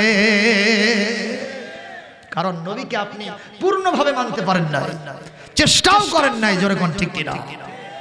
সম্মানিত ভাইরা, কষ্ট হচ্ছে? চুলার সংখ্যা, পায়খানার সংখ্যা কম। এখন আবু সুফিয়ান মক্কার নেতৃত্বে, আবু সুফিয়ান বলল, তোমরা যাও তো দেখে আসো তো মুহাম্মাদের সৈন্য সংখ্যা কত। শুনলাম অনেক নিয়ে আসছে, পারবো কিনা একটু দেখে আসো। ওরা গেছে খুব সকালবেলা, যে দেখে প্রাতকালীন কাম, সকালবেলা প্রসাব পায়খানা কার না লাগে? শুধু আপনার লাগে, আমার লাগে না? টয়লেট তো রিজার্ভ হয়ে যায়। ঠিক কি না? যদি কনফারেন্সে যান সকালবেলা বিরাট লাইন ধরে। হজের ময়দানে মিনা মুজদালিফা আরাফাতে খবর আছে, কি কর তারা গেছেন, তারা জানে। সম্মানিত ভাইরা, এখন ওরা গেছে সকালবেলা, যে দেখে লোক গুনবে কি, এক একটা পায়খানার সামনে যত লাইন দাঁড়াইছে, এই লাইন গুনতেই দুপুর 12টা বেজে গেছে। ওরা ফিরে যেয়ে বলতেছে, জাহাপনা লোকের সংখ্যা কত, গুনে শেষ করতে পারি নাই। এক একটা পায়খানার সামনে সকালবেলা যে লাইন দিয়েছে, এই লাইন গুনতে আমাদের 12টা, দিনেরও 12টা। আবু সুফিয়ান বলতেছে, পাঠাইলাম লোক গুনতে, গুনে আসছো পায়খানা। এদের দিয়ে হবে না, আরেকটা বাহিনী যাও। আরেক বাহিনী গেছে একটু সকালের পরে, যেখানে আমাদের দেশে পান্তার বেল কয় না, ধরেন 8টা থেকে 10টার ভিতরে গেছে। আপনারা বলেন সকালবেলা নাস্তা করার জন্য চুলায় আগুন দিতে হবে না? সবাই চুলায় আগুন ধরাইছে। এক পর্যায়ে ওরা গিয়া তাকায় থেকে দেখতেছে, আল্লাহ, মানুষ গুনবো কত, যত চুলা, এটা গুনেই তো সারাদিন শেষ হবে না। ওরা ফিরে গিয়ে বলতেছে, জাহাপনা মানুষ কত, গুনে শেষ করতে পারি নাই, চুলা গুনতেই 12টা, আমাদেরও 12টা, দিনেরও 12টা। জাহাপনা বলতেছে, পাঠাইলাম মানুষ গুনতে, গুনে আনছো চুলা, তোমাদের দিয়ে হবে আমার মুলা, এগুলো দিয়ে হবে না। আবু সুফিয়ান বলতেছে, আব্বাস, রাসূলের চাচা তখন ইসলাম গ্রহণ করেন নাই, আবার আজ্জা আব্বাস চলো তো আমরা যাই, আমরা দুইজনে যাই, দেখি কি হয়েছে তোমার ভাতিদের, একটু দেখে আসি। আল্লাহর নবী এখানে শিবির স্থাপন করেছেন, এখান থেকে বড় জোর 100 হাত দূরে ওরা দাঁড়ায় আছে। আবু সুফিয়ান বলতেছে, আব্বাস, আমি তো শুনলাম তোমার ভাতিজা নবী হয়েছে, কিন্তু আমি দেখতেছি আজকে তোমার ভাই তোমার ভাতিজা শুধু নবী নয়, রাজাও নয়, মহারাজা হয়ে গেছে।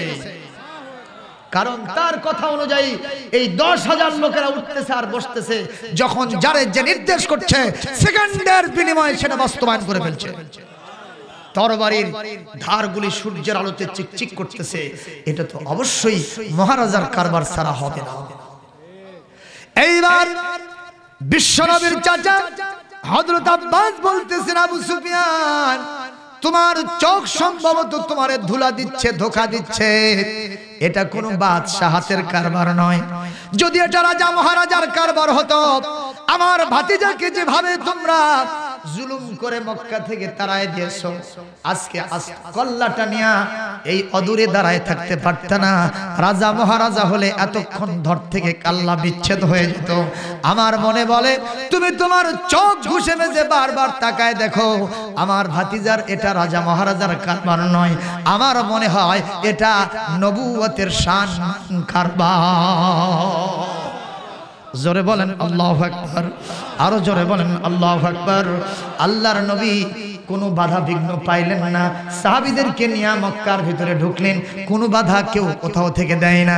আল্লাহর নবী সাহাবীদেরকে আগে সতর্ক করেছেন, কারো গায়ে আঘাত দেওয়া যাবে না, আমার পারমিশন ছাড়া কোনো কাজ করা যাবে না।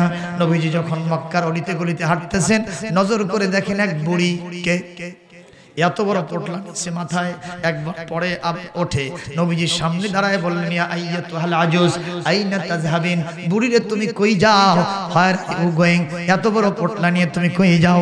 বুড়ি বলতেছে, বাবা রাস্তা ছেড়ে দাও। কে তুমি?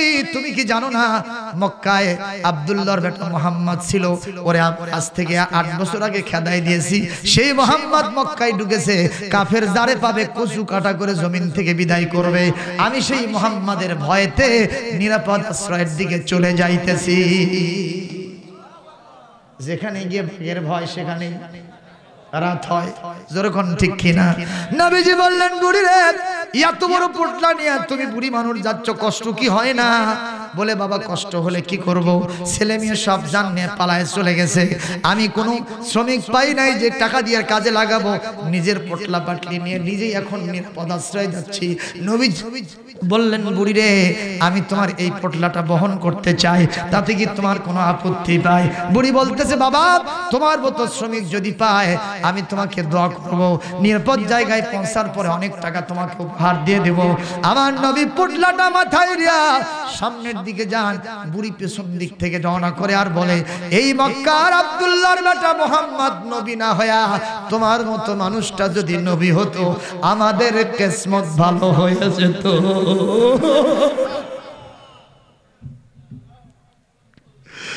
কোন নবীরে তোমরা জঙ্গিবাদী লিডার বলো, কোন নবীরে তোমরা সন্ত্রাসী বলো, কোন নবীর আদর্শের বিরুদ্ধে কথা বলো? দুঃখ আফসোস ওই কাফেররা যদি আমার নবীর বিরুদ্ধে বলতো, আমাদের কোনো আপত্তি অবজেকশন ছিল না। কিন্তু ইউটিউবে টিভির পর্দায় বসে মুসলমান সেজে, মুসলমান নামধারী হয়ে কিছু পুরুষান্ধারী এখন পর্যন্ত বিশ্ব নবীর বিরুদ্ধে কথা বলে কিনা? গত পরশুদিন দেখলাম 3 জন নষ্টা ভ্রষ্টা মহিলা টিভির পর্দায় বসে সমালোচনা করতেছে। আগে শীতকালে আমরা উপজেলায়, থানায়, পাড়ায়, মহল্লায় কনসার্ট করতাম, সেখানে আমরা যাত্রা পালা করতাম, অভিনয় করতাম, আজকে সেগুলো বিদায় হয়েছে। একজন বলতেছে, কেন বিদায় হইল? কয় এখন ওই যে নবীর আকর্ষণ, এখন ওই যে কোরআনের আকর্ষণ, এখন তাফসীর মাহফিল আমাদের ওই জায়গাগুলো দখল করে নিয়েছে, এটা আমাদের জন্য অশনি সংকেত, আমাদের জন্য দুঃসংবাদ। ওরা মানুষ না শয়তান? জোরে কোন মানুষ না শয়তান? এই শয়তানেরা যেভাবে ইসলামের বিরুদ্ধে আজাদল খেয়ে লেগেছে, ফিরাউন, নমরুদ, হামান, সাদ্দাত, আবু জেহেল, আবু লাহাব কুলাতে পারে নাই, তোমরাও পারবা না, তোমাদেরকে উচিত শিক্ষা দেওয়া হবে। জোরে কোন ঠিক কিনা? মুসলমানের দেশ, আমরা এই সব কথা টিভির পর্দায় শুনতে চাই না, দেখতেও। জোরে বলুন ঠিক না ঠিক? আপনারা যারা হাজির হয়েছেন বলেন তো, নবীর বিরুদ্ধে কি আপনাদের কোনো কথা আছে? নবীর সাথে হিংসা আছে? বিদ্বেষ আছে? নবীর পক্ষে আছেন যারা হাত তুলে আল্লাহকে দেখান। মুসলমান আল্লাহকে হাত তুলে দেখান।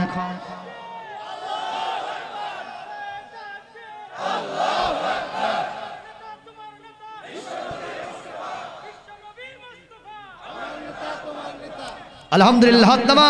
আমার ভাইরা, নবীজি অনেক দূর পৌঁছে গেছেন। বুড়ি বলতেছে বাবা এটাই আমার নিরাপদ জায়গা, এখানে অন্য কেউ আসতে পারলেও আব্দুল্লাহর বেটা মোহাম্মদ এত দূরে আসতে পারবে না। আল্লাহর নবী বললেন বুড়ি তুমি থাকো, আমি যাই, একটু দোয়া দিও। বুড়ি বলতেছে বাবা দেরি করো, একটু পয়সা নিয়ে যাও, ক্ষতি হাতায় কে? বুড়ি এক পর্যায়ে কিছু পয়সা বেরো করেছে। নবীজি বললেন পয়সা নেব না, তুমি একটু আদ্য পান্ত খুলে খুলে দেখো তো তোমার আমানত ঠিক আছে নাকি। বুড়ি বলতেছে বাবা আমার সব কিছু বহাল তবিয়তে আছে, একটাও নষ্ট হয় না,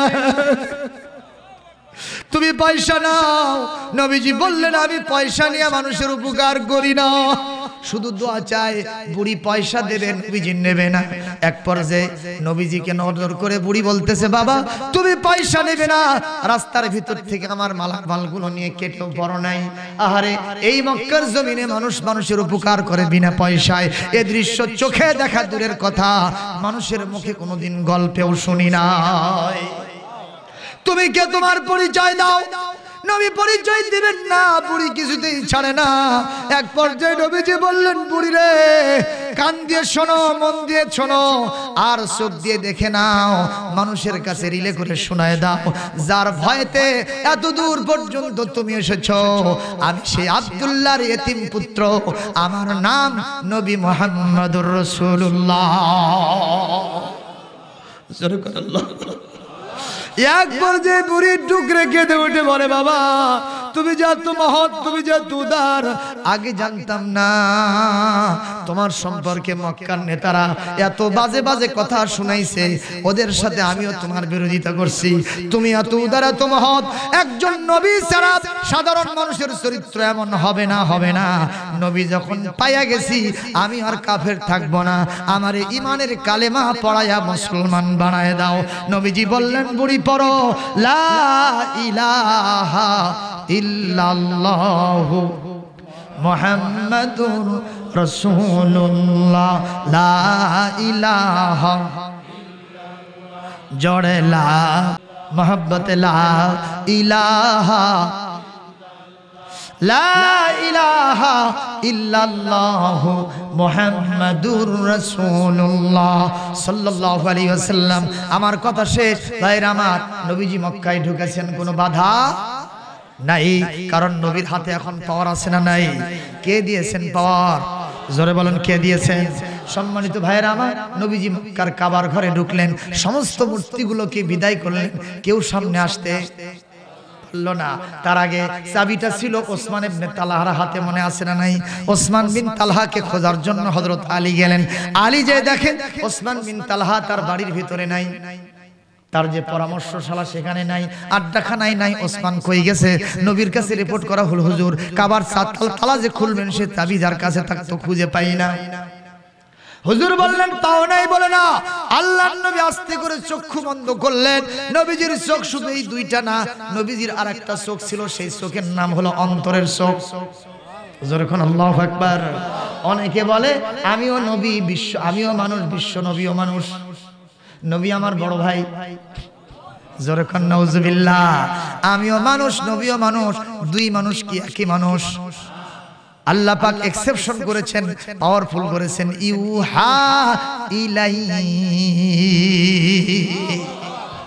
আমিও মানুষ তুমিও মানুষ, ঠিক আছে, কিন্তু তোমরা নিজেদের মস্তিষ্ক দিয়ে চলো, আমি ওইভাবে চলি না। আল্লাহ কর্তৃক ইনস্ট্রাকশন, ডিরেকশন আমাকে দিয়া ওহীর মাধ্যমে চালানো হয়। এই জন্য নবীর গুনাহ নাই, নবীর ভুল নাই, নবীর কোনো অপরাধ নাই। আমি আর নবী কখনো এক হতে পারি। এই কথাটা আমি বারবার বিভিন্ন জায়গায় বলি, আজকেও বলতেছি। ক্লাসে গিয়ে এক স্যার জিজ্ঞেস করলো বাবা বলো তো দুধ আর বিড়ালের মধ্যে কি পার্থক্য? এক ছাত্র লাফায় উঠে বলতেছে স্যার কোনো পার্থক্য নাই। স্যার তো চমকে উঠছে, কোথায় দুধ আর কোথায় বিড়াল, দুটাকে এক বানালো কেমনে রে বাবা, তুমি এক বানাইছো কেমনে? সঙ্গে সঙ্গে বলতেছে স্যার জানেন না, দুধেরও ছানা হয়, বিড়ালেরও ছানা হয়। আপনারা কি মনে করেন দুধের ছানা আর বিড়ালের ছানা দুই ছানা একই ছানা? তো ওই দুটো এক বানালো কেমনে? ওই যে 6 আকার 9 আকার বানান একই দেখছে। তে মানুষ বানান 9 আকার, দুধ 9 সুগারের মধ্যে 900 পেট কাটা, জোরে কোন ঠিক কিনা? এইটাই মানুষ। দুই মানুষ কি একই মানুষ? আত্মীয় স্বজন বিদায় করার জন্য বিড়ালের ছানা লাগবে, কিসের ছানা? দুইটা কখনো এক হতে পারে না। নবী করিম সাল্লাল্লাহু আলাইহি ওয়াসাল্লাম মানুষ, আমরাও মানুষ, দুই মানুষ কখনো এক না। তার আকাশচুম্বী মর্যাদা, বিশ্ব নবী কারো পক্ষে কথা বললে ও জিরো থেকে হিরো হয়ে জান্নাতি হয়ে যাবে। সুবহানাল্লাহ। এজন্য আমরা নবীর পক্ষে আছি ইনশাআল্লাহ। বিশ্ব নবী এখন এই আমানতগুলি যা যা ছিল, এক পর্যায়ে নবীজি চক্ষু বন্ধ করলেন, নজর করে দেখতে পাচ্ছেন আর বলতেছেন, এই আলী টেনশন করো না, ওয়াজাদতু ওসমান ইবনে তালহা, আমি ওসমান ইবনে তালহাকে পেয়ে গেছি। হযরত আলী বলতেছেন, হুজুর কোথায়? কয় বেশি দূরে নাই, দেখো কাবার ছাদের উপর বসে আছে। মারহাবা দেন। বলছে হুজুর কি করব? কয় আজকে খাতির নাই, ও যদি চাবি দিতে না চায় মল্ল যুদ্ধ করে চাবি ছিনায় নিয়ে এসে আমার হাতে দিয়ে দাও। সুবহানাল্লাহ বলবেন না? হযরত আলী সেখানে উঠলেন, ওঠার পর ওই চাবি দেয় না, খালি চাবির জিকির করে। উনি বলতেছে দেরি করে আসি। সঙ্গে সঙ্গে এসে বলতে, হুজুর চাবি তো দেয় না। কয় তুমি কি চাবি আনতে পারবা? তোমার সে বল আছে? কয় হুজুর আপনি তো বলেছেন কাফেরদের জন্য আমি খালি অনুমতি দেন। অনুমতি দেওয়া হলো। ওখানে গিয়ে বল্ল যুদ্ধ করে চাবি নিয়ে এসে বিশ্বনবীর হাতে বীরদর্পে পৌঁছায় দিলেন। মারহাবা। নবীজি কাবায় ঢুকলেন, সমস্ত মূর্তি বিদায় করে নিয়ে এসে কাবার সামনে দাঁড়ায় বক্তব্য দিলেন আর বললেন, আমি সাবিয়াসকে কার হাতে দেব।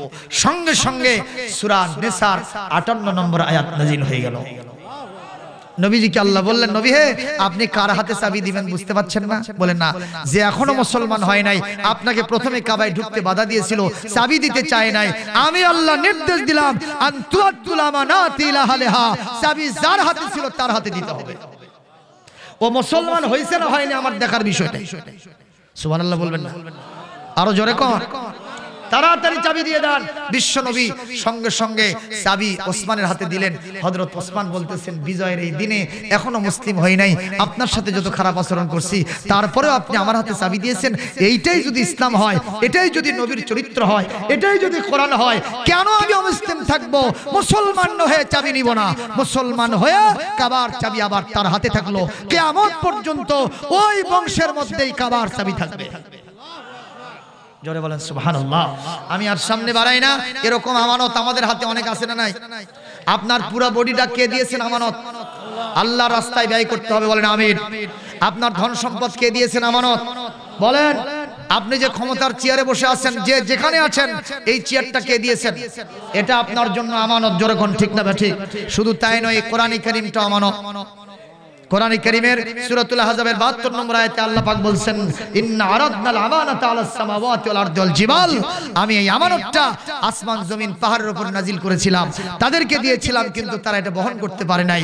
হামালাহাল ইনসান, আমার আদম হাওয়া বহন করছে, আদমের বেটা বেটি বহন করছে। কাজী আমাদের মর্যাদা অনেক বেশি। আসুন এই মর্যাদা আমরা নিজেরা রক্ষা করি। আগামী কাল থেকে 5 ওয়াক্ত নামাজ শুরু হবে ইনশাআল্লাহ। যদি আপনি বডিটাকে আমানতদারির সাথে কাজ করতে চান, নামাজের কোনো বিকল্প, নামাজ পড়লে আপনার শরীরের সমস্ত অঙ্গগুলা আমানতদারির দায়িত্ব পালন করে।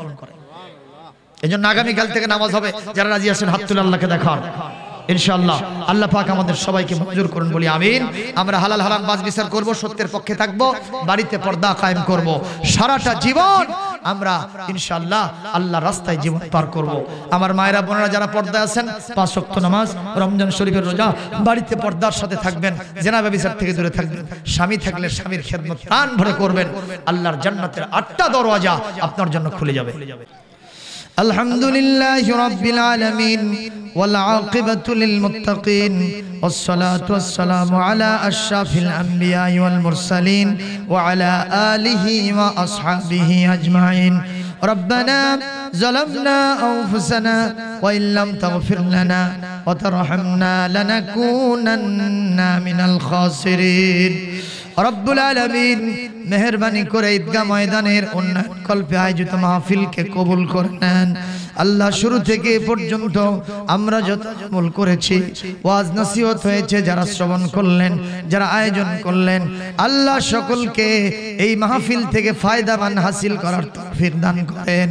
আল্লাহ তাআলা এই মাহফিল থেকে আমাদের প্রত্যেককে মাসুম বেগুনাহ করে বাড়িতে ফিরায় নেন।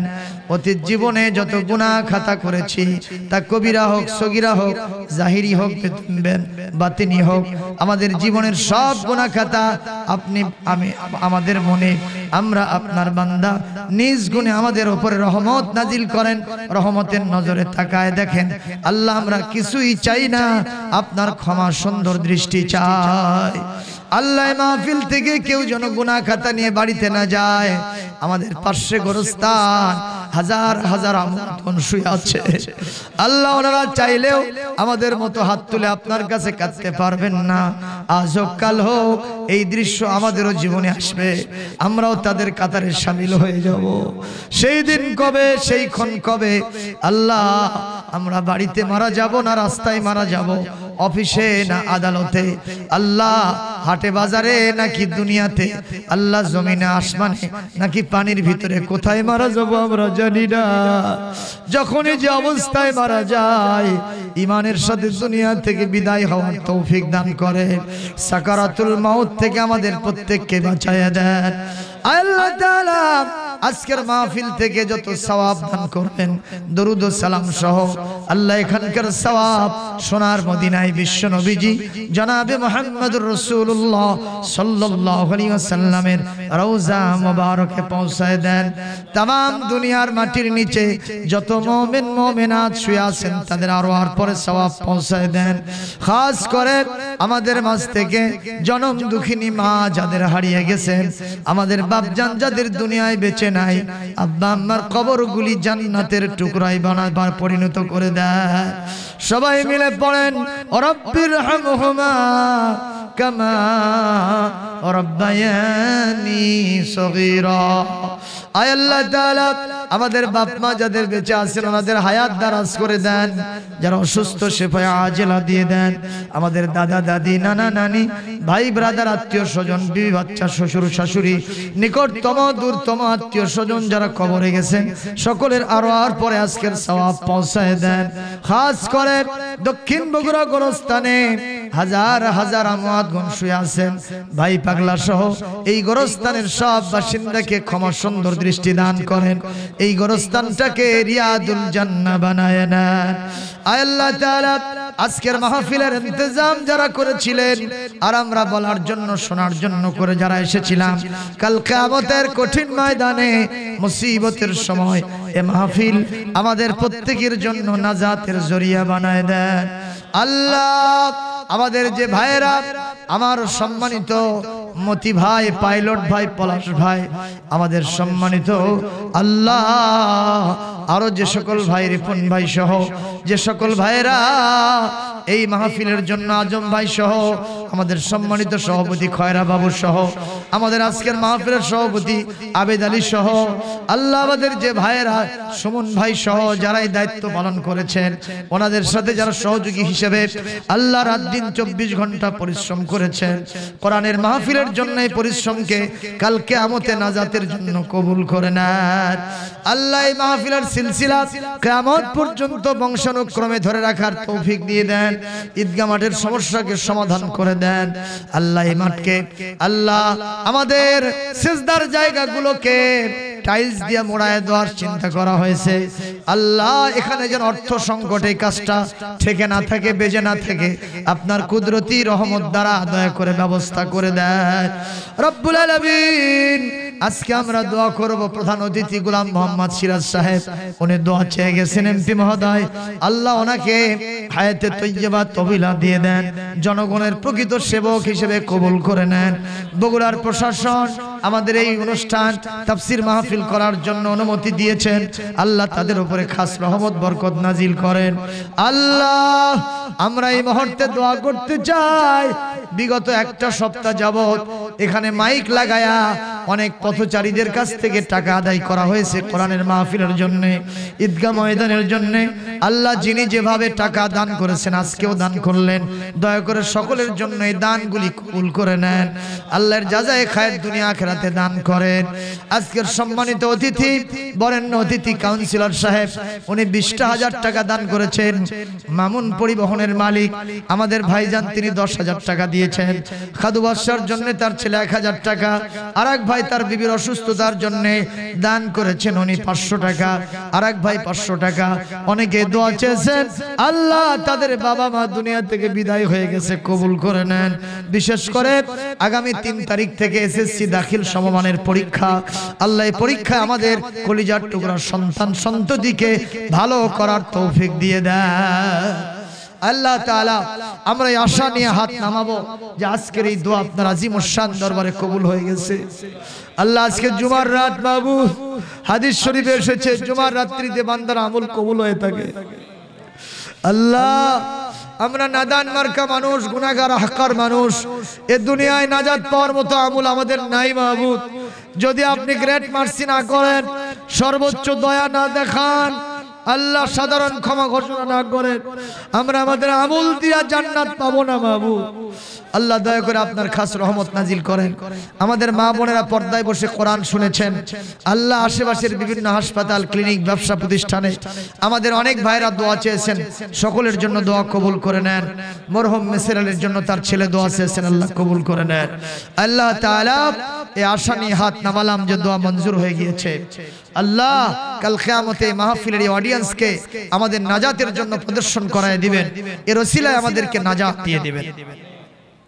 ربنا تقبل منا إنك أنت السميع العليم وتب علينا إنك أنت التواب الرحيم। আয় আল্লাহ আমাদের কলিজার টুকরা সন্তানদের জন্য একটু দোয়া করতে চাই।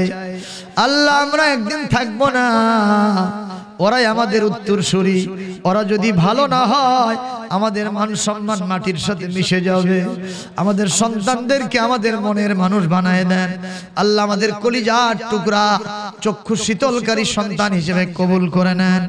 সুবহান রাব্বিকা রাব্বিল ইজ্জাতি আম্মা ইয়াসিফুন ওয়া সালামুন আলাল মুরসালিন আলহামদুলিল্লাহি রাব্বিল আলামিন। ওয়াজআল আখির কালিমাতিনা ইনদাল মাউতি লা ইলাহা ইল্লাল্লাহু মুহাম্মাদুর রাসূলুল্লাহ।